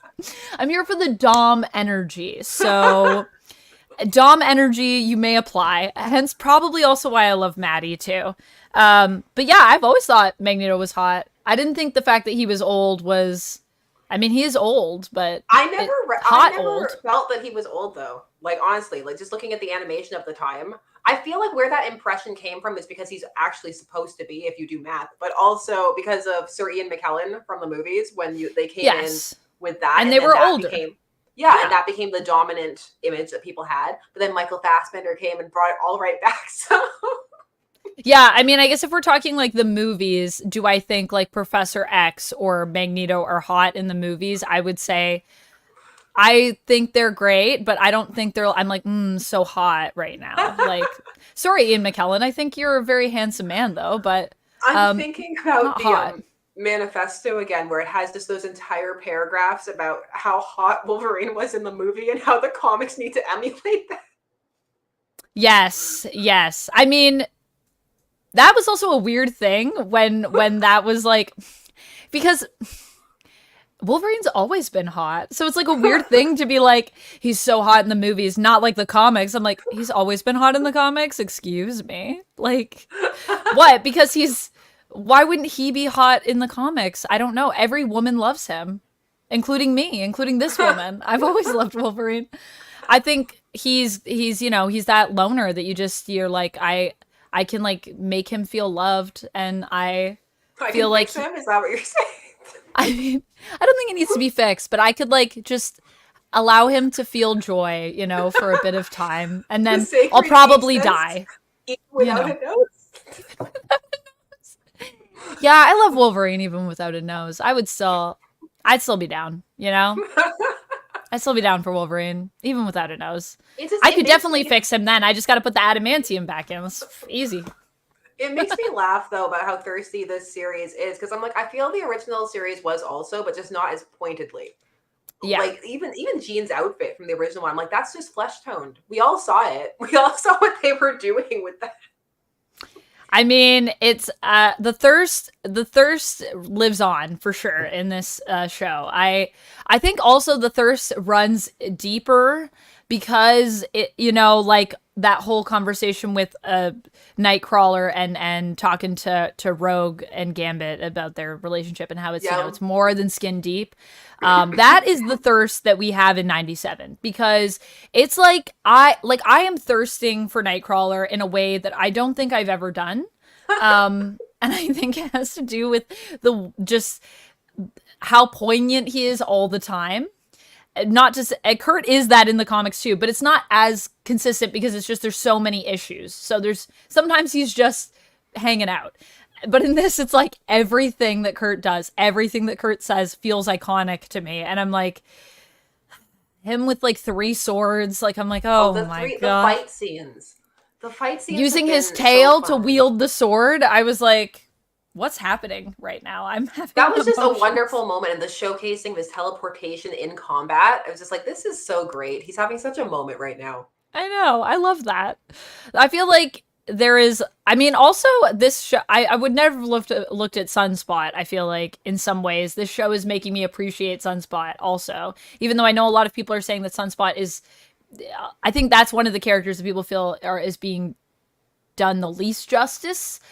I still would say I think Bobby has had a lot of moments in this, or Roberto has had a lot of moments in this. Sorry, chat. Where I think it's that people want to see the full power because the look is so cool. It is like he just has a very cool mutant form. So he does. But I think what I'm enjoying is like the build up to that because not to say that we don't get that in the comics, but I think just because of where we're at now, it's like you don't see that part of his story obviously as much because he's Sunspot, so he's like super OP. So I'm enjoying getting to see him like find that groove, and I think it's going to be a really big payoff when we get to see him like be the most OP, and then it'll be like, man, remember when he was still figuring out how to fly? Like that's going to be nuts. I think it's really fun too because he's kind of taken on Jubilee's role from the earlier part of the like preceding series, and so it's really cool. They even gave him that part in the intro, so I just think it's fun. I also love that Jubilee gets to be the person being like, let me like show you the ropes. Like I think that's also really cute getting to see her like come into her own more, and I think that is part of Roberto's role here, which is cool to see. What do you think about Rogue being in a coma? Do you think she's gonna get out of her coma for the end of this show? Oh, that was a theory that I saw that somebody just posted in the comments. Made me think of Hope. People were saying that they think she was psychically infected when she killed Trask with some, and they were going. With being a Sentinel. Nano Sentinels, they were like, it's time for the Nano Sentinels, and that's why she's down for the count. I think Nano Sentinels could be a thing. I've also heard this theory, and I think it could be a thing we're getting to. I also, do you think if we get Nano Sentinels, it'll be like, oh, Rogue and Magneto, both Nano Sentinels, testing it out? Because didn't Bastion say that Magneto was going to be like the next big thing? That he's like been working on. You were born for this, you know? Camping it up so hard while shaving him. I know. That was like, man, that was just such a scene. That's like a scene that will live in my mind for all of my days. I'll just be like out grocery shopping, and then I'll just be like, oh, remember that time that. So then here's would Nano Sentinels be taken out by an EMP, or would they be protected by the fleshy cocoon of your body? Well, I mean, we've seen. I think of Ultimates when I think of that, because we've seen like Tony knock out like kind of nanites with an EMP before. Because he does that with his bro in Ultimates. His evil bro. And he also does that with Black Widow, right? So I think it's possible. But I think for the stakes of this relationship. Yes, that is how it ended. Oh man, that is how it ended, and what an ending it was. It was quite a man. Yes. But also, I don't know, because I think for the stakes, in the Mm-hmm. show. I wouldn't write it that way because I'd want them to need something Mm-hmm. bigger. It definitely raises the stakes if you can't free your teammates and then you have to fight them Yeah, for and they're sure. being mind controlled. Terrest504 says my favorite Jean costume is green from X Factor. Green, the green X Factor costume. Well, because she's had a few. She's had a few, and I feel like none have been as iconic for her as the Phoenix one for many people. I feel like it's a good costume, but to me, Marvel Girl is up there in terms of one of my favorites. I do also Mm-hmm. love the 90s series. I'm not going to lie. I love I do the bodysuit. the just sharp V thing that we're doing, the shoulder pads. It's iconic. It's something about it. I don't know. Something about the 90s costumes in general. They just hit me in a different way. Maybe because they were also like my first costumes. So, That's the thing. They're the ones that I always think of because they are the first ones that I saw. So I always have a bit of a soft spot for them. And to me, because some people look at them and they think they're so over designed and they look really strange. But I'm like, I don't know. To me, they just make sense. But I'm just so used to them that I don't even yeah. think about them in that way. I mean, they are that perfect blend of, like I said, like having a costume that, like, this costume looks great, but it's also super weird. Like, Hmm. I love that. Is I feel like 90s animated is very much what they're doing there. I also love anything that has like a headpiece, like Mm. this, whatever these things are that people wear. No one would ever wear that. That's not real. That's like superhero stuff. I love when superheroes have things in their costumes that just feel like you would never wear that. Like, I like that because it makes it feel more real to me, if that makes sense. Even though I know that sounds counterintuitive. Well, it would be really uncomfortable, realistically, over time to Yeah, have that much pressure on your head. But it looks really cool. but it looks really cool. I mean, realistically, I don't know if any of these costumes would be comfortable. What would be the No, most comfortable costume? just straight up spandex. Just, Straight, just but you wouldn't be just Venice. protected in You wouldn't any be way. protected. I will say, I just got this House of M Omni that someone Ooh, got me to order in my ooh, comic book club nice. stream. And one of the things we were looking at when we were looking at this cover is we were noticing going over all the characters on it, and I Mm-hmm. was just like, wait, who is that? And that guy in the back is Forge. Mm-hmm. Forge is just wearing a t-shirt at this That was point. from his just like goatee T-shirt period that he was rocking. Does that one have the cable tie-in in there? Because Forge is in that, and he's got Oh, that look. yeah, maybe. I also was looking through it, and Duck was talking to me about how when you get an omnibus, there's a certain way that you have to, like, be with the pages. And he was talking about, like, the sacred Yeah, if you rituals of don't do that, omnibi. it the spine the spine gets all wonky if you don't do that. I know because I didn't do that with Cable Deadpool, and now there are some pages where The they're really spine is. separated from the string Oh, holding it together. So there is something to that. that's great. It has Cable and Deadpool 17 in it. Yes, that's the Yeah. one where they really clearly didn't want to do the tie-in, so it's so strange, and most of it is just them having like lunch with Sinister. It's so good. What? Just having lunch with Sinister. I'm very excited. I'm doing on my OF, this is like the comic book club that we're doing is House Hmm. of M. So I also feel like it was like a thing that someone actually, who was it? Maybe it was Fortune 500 if you're still here. Was it you that Hmm. requested this? Someone, I spun on my wheel, and that's one of the things, like, you can choose a comic, and someone chose House of M, and I was like, well, that's not really like a comic. That's like a whole An thing. event. Yeah, and then I was flirting with the idea of just getting a trade, but I was like, you know what? I'm already doing a comic book club with it, so I feel like I'll just spend like $120 and just grab it. Why not? It's on sale right now, and I was like, House of M is actually really good. It is. I was just gonna say I like Yeah, House of M. It's like I think it's a good Omni to have because it's one you'll come back to. It's like having Age of Apocalypse or something. It's just there are some yeah. storylines you always come You, back to. it is. It's one of those things that you always want to return to, either just to read it or because you're like looking for something. It's like a good one for like a research book. And I feel like I'm really enjoying just all of the. I'm actually really enjoying all of the different like stories that they're touching on. I feel like it's Hmm. so I'm very curious to read that because I haven't read that issue of Cable and Deadpool. So I feel like having lunch with Sinister feels weird, but weirdly fitting. Well, that entire arc was like so. I'm excited. But yeah, I feel like for me those are the most comfortable costumes. Just t-shirt and jeans. Whether it's, Forge in his shirt or Superman on his motorbike. I feel like for be Forge comfy. it makes sense.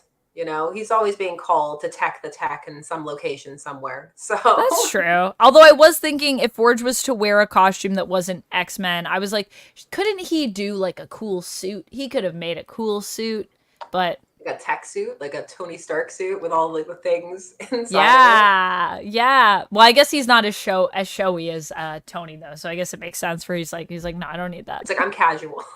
I'm cash. Hannah Omega, thank you very much. Requesting a video on superhero costumes and how diff decades had diff standard features. You could tell when each Avenger was created in their styles. It's very true. I love doing costume videos. So that is a potential. I love looking at the different costumes. And if there's actually a reason why they have it, that always makes it so much more interesting.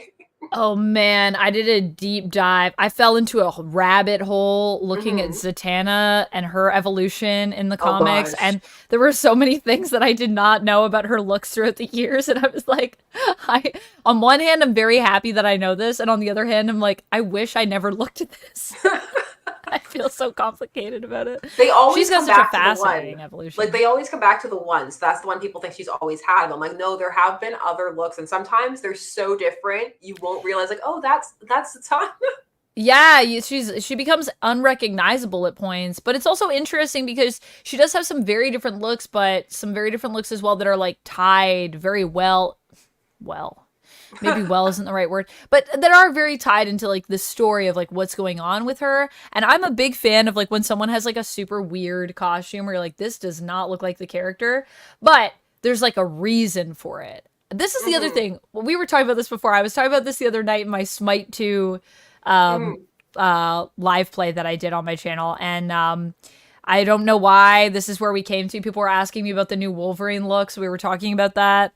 And I was just saying how like, look, here's the thing. I kind of love when costumes are weird and different sometimes, because if they're tied into the story really well, even if it's something that maybe inherently you'd look at it and be like, oh, I don't know if I like that.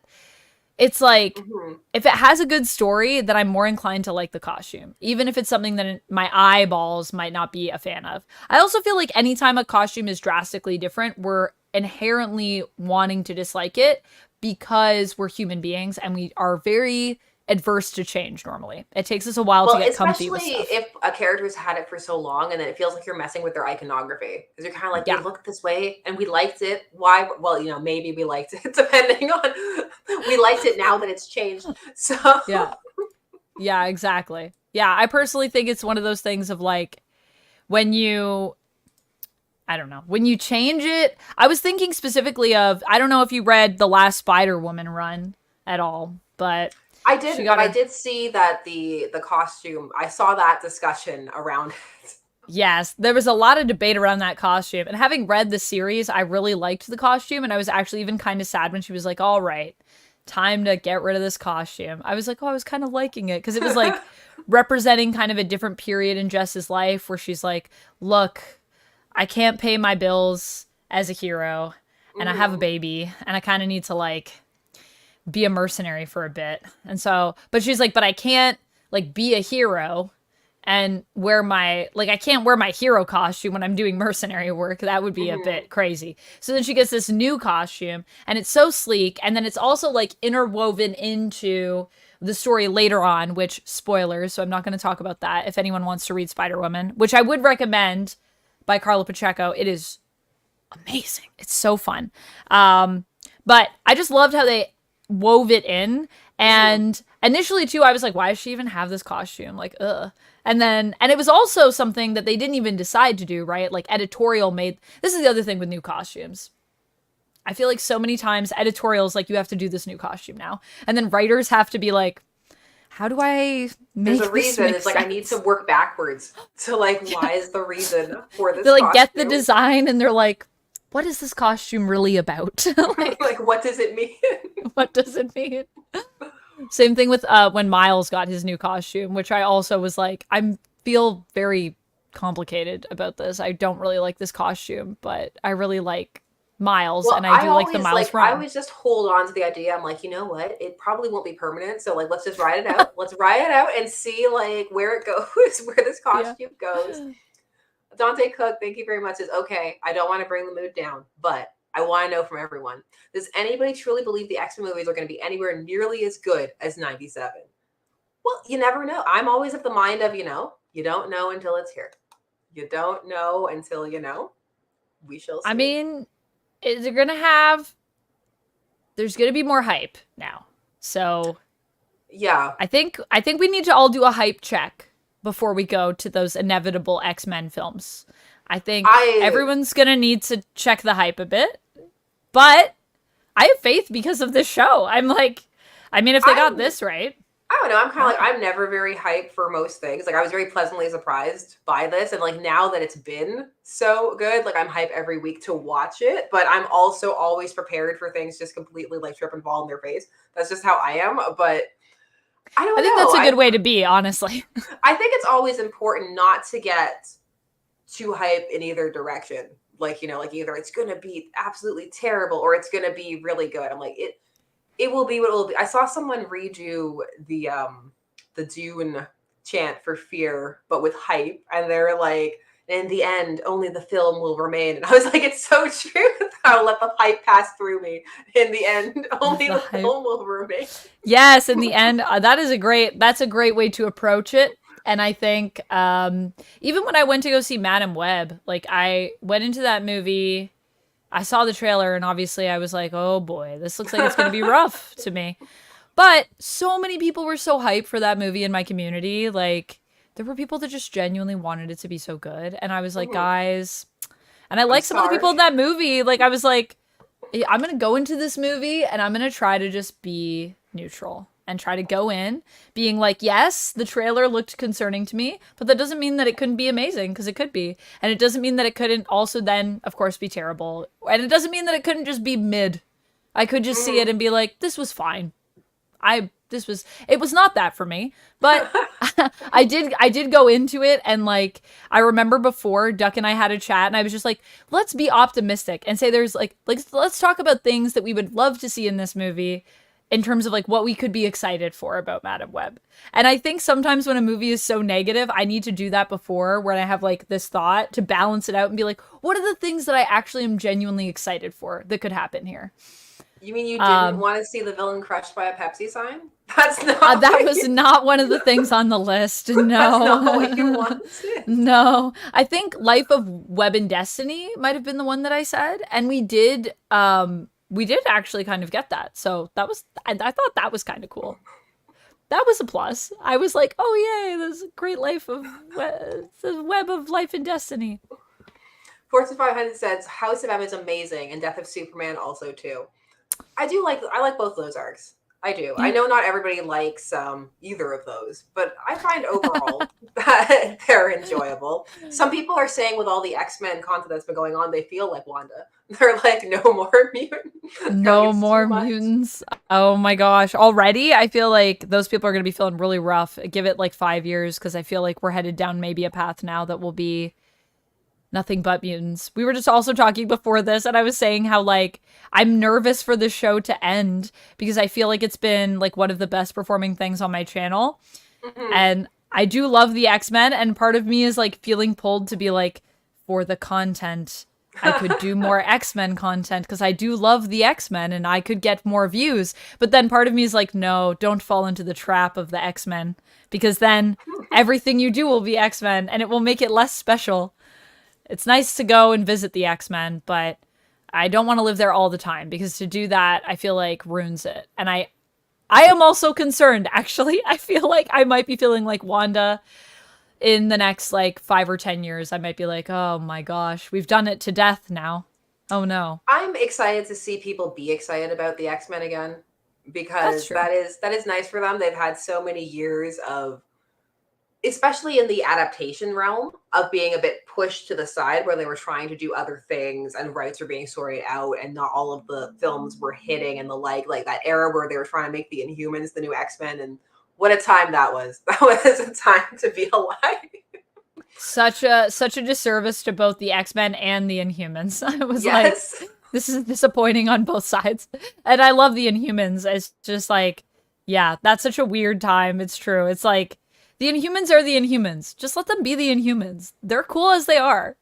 Why don't you guys just this is how I feel also about the Eternals lately. Eternals was like getting, I don't know if you read the Eternals comic that Kieran Gillen did, but I did. Yeah, it was so, I really liked it. I thought it was so good. And then I think they gave Kieran Gillen like a choice, like either he could continue with Eternals or he could keep Immortal X-Men. He couldn't have both. So he let go of Eternals. And I'm so sad because it's like some of the best Eternals that we've gotten in recent years. And then I was excited as well because of the movie, and I was kind of hoping, and then the movie didn't do well. And then I was like, oh no, does this mean everything's about to fall apart? And then that is exactly what happened. The Eternals are a hard sell in general. They are. Because but they are really cool. It's that's kind of how I feel about the Legion. I keep getting asked to do Legion videos all the time, and I'm like, the Legion, I like the Legion, and like the Legion have this huge, rich history, but over time they've just kind of fallen off in people's interest in them overall, and they keep trying to bring them back, and it just keeps not happening. And I'm like, listen, there's so much interesting Legion out there to explore, and one day we will explore it on this channel. I swear. It's just there's so much of it. Yeah, that's fair. I feel like an interesting thing too with the animated show, kind of in this idea of like things that people want to see more of that we haven't seen in a while, and this resurgence of X-Men and animated shows. People were asking me if I thought that like they were gonna bring back like any of the old DC shows and like revitalize them. And I was Which one would you want to see? Like if they were to be like, we're picking it back up. I know that they were flirting with that kind of sort of new Timverse thing. And we'll see if that ends up coalescing or not. I personally, I'm not like as deep into the DC animated shows, so I don't really think I'd have a pick. I think people were asking about, was it Justice League Unlimited? I can see why they'd like that, but I feel like that one capped off pretty well. I think for me it'd be the Green Lantern show that they did. What was the Green Lantern? It was, but it did the entire thing. They played with the emotion spectrum. There was a really cool character called Razor who was like half rage, half hope, and like they ended up bringing him into the comics and stuff. And that show had that animation style that was popular at that time that was like extra smooth and computer generated. But I thought it was an interesting show, and I think that Green Lantern as a concept is just one that I really like, and I think there's a lot to play with there. So I feel like you could do a lot with it. I'm like, bring it back. I mean, I do feel like there's just so much you could do with Green Lantern that hasn't. You know, Green Lantern is like so underappreciated. I feel like in terms of what we do with it outside of the comics. In terms of its mythos, that's my thing. I'm like, there are so many lanterns and like so many Earth lanterns. I'm like, but there's a whole world out there that they occasionally play with, and it's very cool when they do. Matthew Power says, I wonder if the mutants could use a hero like Static Shock. In what capacity? in what sense? Like teaming up. Oh. Like a mutant hero who loves being a mutant and a hero.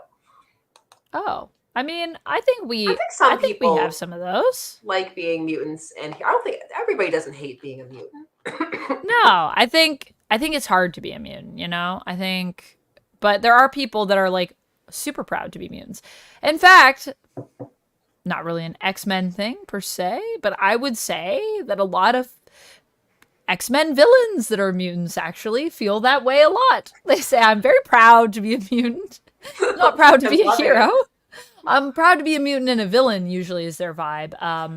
Which, I don't know, what does that say about the way that mutants are portrayed in a way? I think that there is something to be said, though, I feel you, for this idea of mutants having this sense of shame almost to them. And it is a coding that I think is like kind of a hero thing. And I think a lot of the times when the shame is gone, we tend to get mutant villains as opposed to mutant heroes, which is interesting from a psychological standpoint. I think it is supposed to have to do with this sense of almost like maybe a modesty or something as well. I think when you take it in that direction, I think it has to do with the internalization of just the way that society fuse them.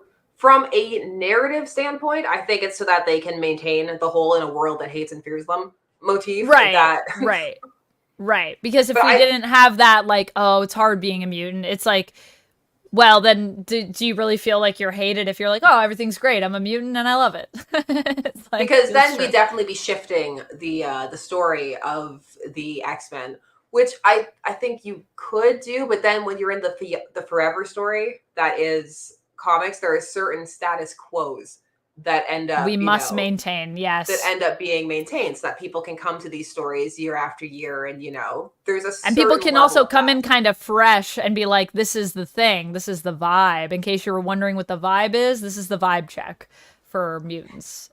I think, yeah, I'm trying to think of like which mutant is like the most proud to be a mutant and a hero. Who do we have that's the most proud?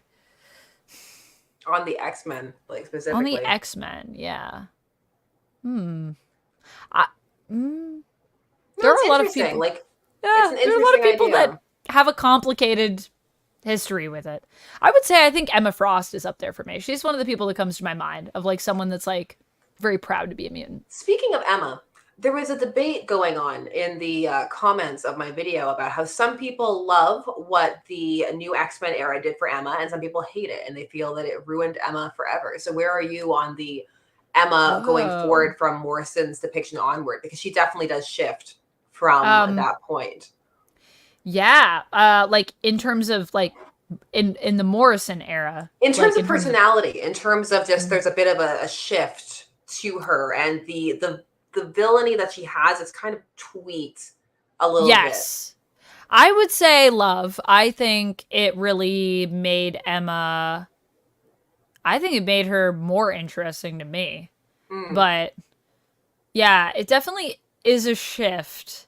I don't know. I think there's like an extra level of sass that also kind of comes from a place, I think, kind of more in like Emma's past that we kind of get to explore.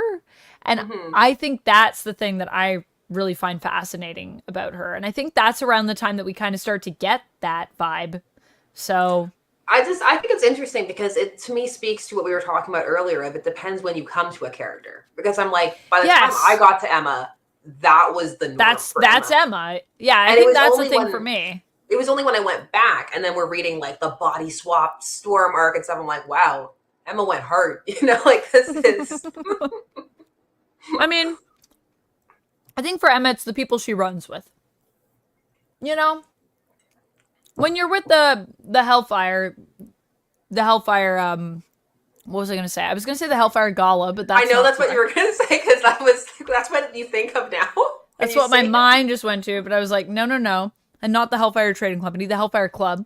When you're running with the Hellfire Club, I think it does something to you. And I think the other thing is moving forward is just kind of providing some context for how Emma was before in a way that allows us to see her evolve as a character.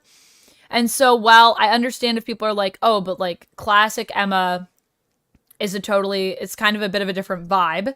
And to change that is like maybe a disservice to the character. I would say it's more of an evolution. And if you don't do that, I feel like Emma would be, I don't know. I just don't think she'd be as iconic as she is now. I feel like she'd be kind of like stuck in an uninteresting spot. She'd definitely be harder to integrate.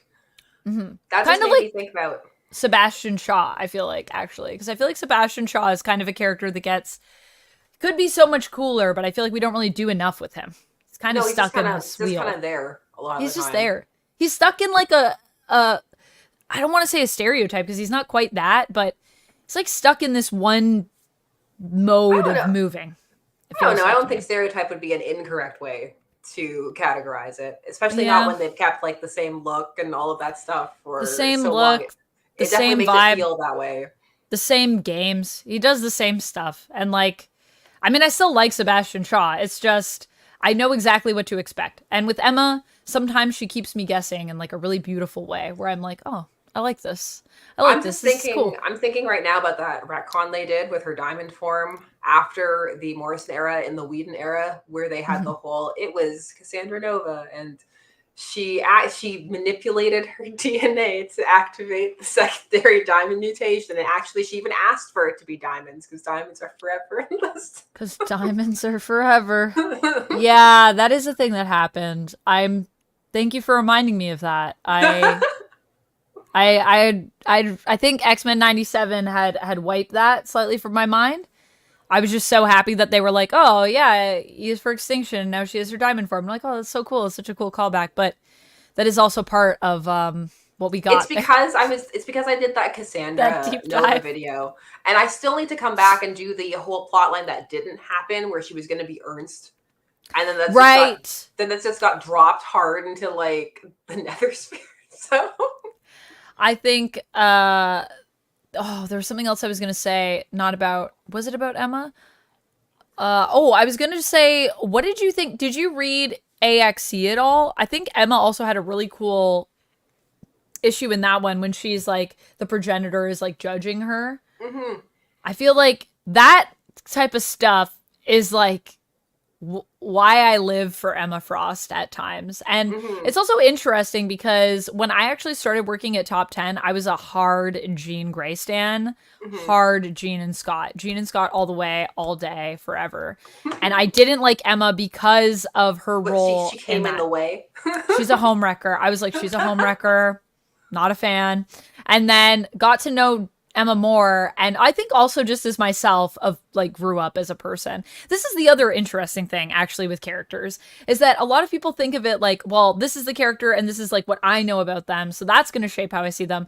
But it's not just that, right? It's also our own lens of the world. Yeah. And like I started to like see more to Emma, and I was like, no, Emma isn't a homewrecker. Like Emma is just like going through her own stuff in her own life. And honestly, like things with Scott and Jean were not good at that time. It's not necessarily Emma's fault. Like Emma was just there for Scott when he and Jean were not really good at being there for each other. Is at such a bad place. I didn't get to mention it in E is for Extinction, but at the very end, before Charles reveals himself to the world, it's actually Cassandra, but they don't know that yet. But like Jean and Scott are there and they're talking, and he starts talking about his feelings about his possession and like how he doesn't feel like himself, and she just kind of cuts him off and is like, you're not the only one who is possessed. And I was just like, oh my gosh. I was like, he could maybe use some validation. I know you two were possessed and things, but they just weren't in a good space. They just weren't in a good spot to communicate with each other. The communication is really bad at that point, and it is that thing of like, it almost feels like when they want to both open up to each other, it becomes a fight as opposed to just becoming like, oh, like I want to be here for you and like hear you out. Like I feel like there's a lot of vindictiveness between them at that time. It feels like I had forgotten that the scene where she makes out with Logan, and she doesn't make out with him, she kisses him in the show, but in that was from the 4th issue, Danger Rooms, where she's outside and she's talking to him, and then she just kisses him, and the vibe's so different. And I like the vibe a lot more in the show, where it feels like she's figuring stuff out. And because like you said, it feels very vindictive in issue 4 of this isn't issue 4, it's 117, if we're doing that numbering, because they've altered the number for that time period. Legacy numbering? Is that what we went to? No, it's because they did that classic thing that they used to do all the time back in like the Silver and Bronze Age, where a comic would end and they start a new one, but they take the numbering from the old one, which is why like Superman's pal Jimmy Olsen ends, but it was the longest running one. So when they did Superman Family, they took its number. So it starts at like number 126 or something. So it makes it seem like there were so many issues of Superman Family before, but it's just picking up from where Jimmy's left off in terms of numbering. So it was a thing they did.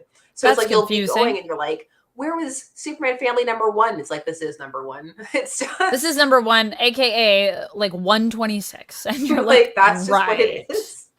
Well, I love that. That seems like it's really easy for people to jump in, and it seems like it's really great for all of us going back to make sure that's really clear for us that are researching. It's the marketing. It's like, look, wow, 120. This must be great. This must be great. Although I'm gonna say, as a comic buyer, if I'm just coming into something, if I see 126 on a comic, I'm not just thinking, oh, this must be great. I'm thinking, I maybe don't want to buy this because 126, and like, should I do I need to know the other thing? Like, if you're a new person coming in, I don't know. I don't think know. I'm weird because I'm the opposite. I'm like 100. Okay. Like, challenge accepted. Well, there you go. They were like, we know who we're appealing to. I think of all the I think of all the first time buyers, like people that might just be coming into the shop for the first time and they're going to see 126 on that and they're going to be like, nope. The amount of people I talk to that are like, I'm intimidated because even if it says 1, like, it's Spider-Man though, and how many years of Spider-Man is there? And I'm like, yes, but don't worry. They know that you already knew. They know there's new people reading. They're thinking about you. But yeah, what were we talking about? We were talking about, oh, that was a fun tangent. We've gone off, but we have a question from Fortune 500. So thank you very much. Do you think they would do That's My Mutant Massacre arc or Fall of X in X-Men 97? So like they pulled like there've been some Mutant Massacre references. Like already. Yeah, I mean the Morlocks apparently are gone. Also according to Beau DeMayo, gone. All of them dead.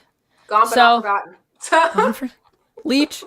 But so that we kind of did it. That was kind of, and Sinister was involved. Hey, how about that? Hey, and Gambit really got some redemption in that Mutant Massacre. He got to briefly save them instead of causing it. So yeah, exactly. So I love that for him. So in a way, I feel like we kind of got that, but yeah, I mean, I think we could do that if we get the Morlocks back. There might be something like that. I don't know though, because I feel like, do we need to do Mutant Massacre? I mean, I don't know. At this moment, it's the kind of thing, because I'm like, for where we are and what's going on right now, there are so many other things already in play that I feel like they're working towards. So it's like, again, they have 2 more episodes. So I'm like, what can we So let's have all of them. Mutant Massacre, Onslaught, AOA. Pack it all in. I think also Fall of X could be really cool, but I think we first need Dawn to get to Fall. Mm-hmm. I think, or, we need something. There's pieces missing. It's not how I feel about Onslaught. I'm like, this is possible. There's some pieces missing that I would like first, but yes, I think that would actually be really cool. You know me, if we decided to go like hard Krakoa at any point, I'm there. You're so ready. You've been ready since the start. I know. I was like, look at this Hellfire Gala poster. What does it mean? It means that Krakoa is coming. Everyone's like, it's just a poster. I'm still waiting for them to go back to that and for us to go to a future where Krakoa is like very much a thing. I'm still thinking that's a pipe dream. That's a pipe dream theory. Is it probably going to happen? No, I don't think so. I think it's a sweet little dream. Did you read that comic they did that was like 92 meets Krakoa? No, I didn't, but I did want to. I loved the idea of like the animated series basically set in Krakoa. I do want to go back and read it. I did get the X-Men 97 issue that they put out. The tie-in, yeah. Yeah, but I didn't read that one, but I saw that it came out and I was like, okay, well, I feel like I gotta get this because I'm loving the series. And also I feel like it's just a good one to collect and like have in my collection.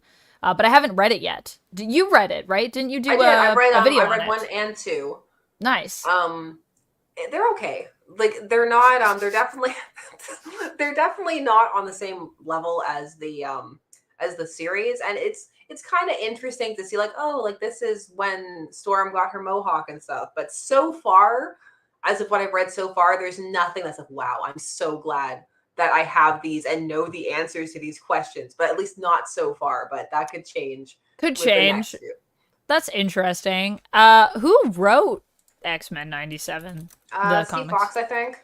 Oh, Steve Fox. That's usually who does the animated stuff. The animated if I'm stuff. Remembering correctly. Okay. Let me check because I don't want to be like. He's like, I didn't write this. It's like, it wasn't me. Like, why are you doing this? Why would you say it's subpar and then say it was me, Sasha? Please, it's not my fault. Yeah. Oh, I just put Steve Fox into my search, and it just gave me Steve Fox from Tekken, and I was like, that's not what I meant. That's never a bad thing. Oh, here it is. This is it. Yeah, it is Steve Fox. You're right. Yes. And Salva Espin on pencils, and the cover by Todd Newek. I thought the art looked great. I did flip through it. I just didn't like sit and like read all of it. And I will say for my flip, I was like, this looks pretty cool. Like, I'm glad that I got this. It looks like really fun in terms of the action and stuff that's happening in it. But oh, okay. Well, that's a little bit disappointing to hear. But I'm still gonna read it. So we'll see. Maybe I'll be like, you'll get some Dazzler. So Dazzler, rest in peace. Still can't believe that they did that to. I was like, this has been a rough time for Dazzler fans. Like, Dazzler getting voted to be onto the X-Men after years. I was so excited. I was like, finally. I waited to read the Hellfire Gala. I had avoided the spoilers. I knew something terrible happened. That's what I think I knew going into it. I was like, I know something bad's happening in this because everything's falling apart in Fall of X, and yeah. And I was like, there's Daz. And I got the Dazzler cover as well when it first came out. Mm-hmm. And then I was like, oh my gosh, this is horrible. And then they were like, Dazzler's going to be in the show. And I was like, oh my gosh, Dazzler. They're like, instantly she is killed. I was like, wow. Meanwhile, I don't even think we've put up my short, but I think I was telling you too about that short that I did in anticipation of the episode where I was talking about how much I love Dazzler and how OP she really is.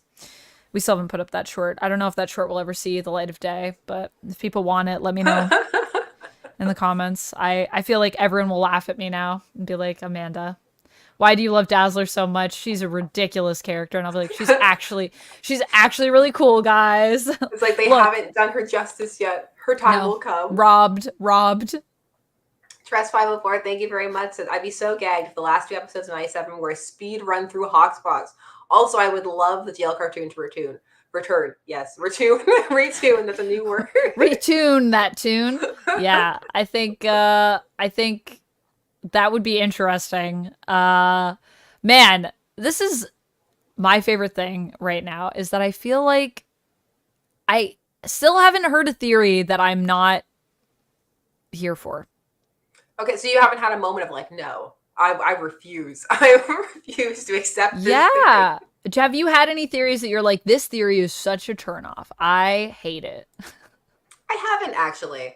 I haven't. I've been really just enjoying the proliferation of them, and they're all surprisingly grounded, you know, and I just say surprisingly in that they're pulling from a lot of different parts of lore or like things that are actually there, because sometimes, you know, some theories can go a bit off the rails. Those are fun too, but just in general, because there was one, I forget what it was, but I saw some people trying to go off of some stuff because there was a Sentinel in Bastion's room in like his childhood home, like the little toy one. Yes, the little toy on the shelf, and they're like, look at that toy Sentinel on the shelf. For me, one of the biggest Sentinel theory moments that I had is just from that opening credits where we saw the Sentinels in the background and we see Magneto and Professor X, and it almost looks like. And the people running down the middle. And it almost looks like Magneto and Professor X are coming together to, like, fight against the Sentinels. And I was like, so what we thought might have been, like, we're building to a clash might actually be, like, a team-up. But it might be now they're kind of separate because Magneto has gone back to sort of his way of dealing with things. And kind of abandoned Charles. But don't worry, Charles will always be in his mind. And his heart. So let's not pretend. I wonder if we're gonna get like a really like beautiful reunion between them. I hope we get a really like tense reunion where it's like there's a lot of like sexy tension, but there's also just a lot of like, how could you like do this to the world? I was rewatching that first Savage Land episode where they're there and, you know, Magneto pulls Charles up because he's assuming that his legs aren't working, and they're just standing there like holding each other and like they hold that shot so long, and I'm like, I noticed this as a child. Like I even remember watching it. I remember the episode where they call each other, even though at the time Charles doesn't know that there's mutual calls, and he just thinks Magneto's in danger and he drops everything. He just leaves the school and leaves them like that really big message of, I had to go somewhere and do something, but it was just Magneto calling him, even though it was more to say like, I need help, and he just dropped everything instantly. Like, I must go. I love this. I love that there's all these seeds from the original series. And I'm like, I remember this. Like, this wasn't just me. These scenes were real. Have you listened to the Squirrel Girl radio show? I haven't. Oh, you should listen. It's so good. It's on Spotify, so you can listen to all of it on there. Also, if anyone hasn't listened to this, go do it. It's so good. Anyways, there's this running joke with Magneto calls into the radio and he has like the wrong number and he's trying to like talk to Charles and it's so funny and it's just him being like, Charles, you never answer my calls. Charles, I know you're there, Charles, pick up. And then when they do pick up, he just thinks he's talking to someone like at the academy and he's like, put Charles on. What mutant are you? Oh yes, all right. Well, just let Charles know. Don't tell me it's not Charles's number. I have his number, right? It's just so ridiculous. It's so good. But I just love it. Ben Chan has a question for you. Do y'all prefer Disco Dazzler or Headband Flash Dance Dazzler? Disco Dazzler all the way. I love her disco suit so much. I know it's such a cash grab tie-in thing, but I really like it. It's so good. It's one of the few disco suits that for me is just, it's the best disco suit. Actually, I'm just going to say that. There's been many disco suits, but Dazzler's is the best. Dazzler on the roller skates in the disco suit. Give me that anytime with her little device that Reed gave her that can like her little radio that she has or whatever. Good times. Classic Dazzler. Doug has a question. I haven't followed X-Men since the late 80s. I'm not hearing much about Colossus. Is he gone? What happened? Yeah, Colossus is still around. 100%. He got kind of brainwashed for a bit. That was a thing that happened. It was pretty crazy, actually. But yeah, he's totally still around. He's on Krakoa. He had this cool girlfriend. She was like, they were like painting. It was very cool. And then he ended up getting, I think, brainwashed by the Russians, by his bro. He was using a mutant that like can write things into existence. They were using that to like control Colossus's mind. And then he got elected on the Quiet Council. And everyone that knew this was like, what? And so that was a whole vibe. But yeah, he got onto the Quiet Council. So I think that's pretty cool for Colossus. I was pretty happy with that. I feel like the mind control stuff. I feel like Colossus is one of those characters who just like a lot of people have this quiet fondness for. And there's like Colossus. What's Colossus up to? I want to see more Colossus. Yeah, I mean he's definitely around. I would say is he like he's not like right in the middle of the action though. So he is kind of on the sidelines, I feel like right now. But I don't know. I'm also not up to date on the Fall of X stuff. So he could be doing more stuff there or he could be dead right now. There's a lot going on right now. There's a lot of people that are like they dead. just started that whole Blade thing. Blood Hunt? Yes. Yeah. I got the free comic book day Blood Hunt, but I'm waiting for the bloody issues because they're doing the special issues. Yes. And my shop was out and they were like, we're actually ordering more in because we didn't have enough. And I'm like, oh, sweet. Yes. That's working for them then. The whole like, red band kind of thing. I mean, yeah, I think the Max idea is, I mean, I was honestly like, oh, I don't know if I'm going to be here for Blood Hunt. And then Duck was like, right, but it's vampires and you're you and you're Vampex 13. Like, you don't want to do the vampire thing? And I'm like, no, I mean, I do. I don't know if it's going to be good. I'm not sure. But then it's also Jed McKay. So I feel like that is cool. I haven't heard great things yet, but I also haven't heard a lot of people talking about it. And then when they said we're going to do like these special issues, I was like, okay, well, vampires, Blade. I feel like I'll pop in at the end because I'm like, I didn't even finish covering DC versus vampires and I was only like 12 issues. So this is like 60. Yeah, that's fair. I've heard the only thing that I've heard so far is that it goes like really fast. Like it's like, like people were saying, but I don't think that's a bad thing for me. Like people were saying it's like DC versus vampires, but like it's moving faster than that. But I actually think that could be good based on what I've seen of DC versus vampires, though I haven't read all of it. So B Things is asking, are there any characters Morphs turned into you'd like to see as the actual character at some point? Psylocke. I'd love to see Magic. I think that would be cool. That would be cool. Actually, I'd also love to see Juggernaut. Archangel. Yeah, Archangel would be cool. Oh, man. I mean, saw funny comments. Like people keep saying, they're like, every time I think the person's there, and then it's more. Oh boy, and then it's just Morph.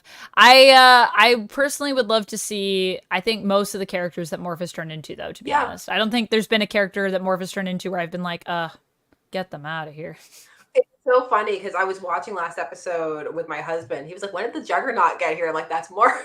That's Morph. Yeah, that's Morph. But wouldn't it be cool if it was the Juggernaut? That would be that'd be pretty cool. It's like, Yeah. surprise Juggernaut. Surprise, he's here. A classic meme. It's the Juggernaut. So I mean, he's in the opening credits with Magneto, isn't he? Running in? there is a brief Juggernaut flash, so Maybe if that happens, I mean, I think that's just part of the opening credits, so they just kind of kept it. But I do think they're going to do something. I think it does mean it represents something. I don't know if all of the characters will be there. I don't know, but I would be down. I also feel like, where's Emma at? How's she doing? we recovered her. She had a line, a diamond joke. Let me let Alvin in. It's Alvin's time. It's the Alvin time. Come in. Come in. I know you came earlier. We're letting you in now. Hi. Hello. Oh my goodness, Alvin. You always sound so angry. But it's pretty much after midnight. So we've been at this for a while. That's why Alvin's angry. Alvin's like, do you know how long I've been out there? Did you hear me? Just like, Alvin's like, when do I get to be a guest on the show? I think it should be Casually Comics and Alvin the show. I think that's what it is. Which, honestly, I would watch. Alvin has so many opinions. Alvin's got a lot to say. People are here for me. You denied me entry. How dare you, Alvin the diva? Yeah, I definitely want to see everyone. This is true. Yeah, like, I'm just really excited to see where it goes. Matthew Prower, thank you very much, says Restag Shock / X-Men. There's an ep where Batman had this Bang Baby treatment center in the end. And I was like, why isn't this in the X-Men lore yet? I mean, I don't know. I don't know about his treatment center. I need to know more about that. That sounds interesting. I feel like I need to do a rewatch of Static X at some point. It's been a long time since I've gone through all of it. But I want to say thank you to everybody for tuning in and for joining me to discuss all of these theories. It's been a wonderful time. I have all of Amanda's links down below. Check her out. She's got tons of content. She's been killing it with the streaming lately. All kinds of stuff. You were even streaming during the line of Comic Book Day. Like, it was hardcore. I did a lot of streaming yesterday. I did a free Comic Book Day stream, even though my phone kept overheating. I need to buy a new phone. Don't get a Google X6 Pro, whatever I have. Google 6 Pro. They overheat sometimes. When it's sunny outside, your phone might overheat. So that kept happening, but we made it through the stream and it all is intact. So there's little breaks where I lost time and then it just skips to when it picked up, which is perfect. And then I also did a Star Wars watch along party where we watched Phantom Menace and we watched A New Hope. So yesterday when I went to bed, I was like, I am so tired. But it was worth it, man. I got so many comics. I hope you got lots of comics too. I hope everyone had a good free comic book day. Yes, and I hope you enjoy the rest of your day, night. If you came in late, put your theories down in the comments. We'd love to hear them. I'll be checking them out. Thank you so much, and we will see you again soon with more comic chat. So, yes. Bye-bye. Bye, everyone.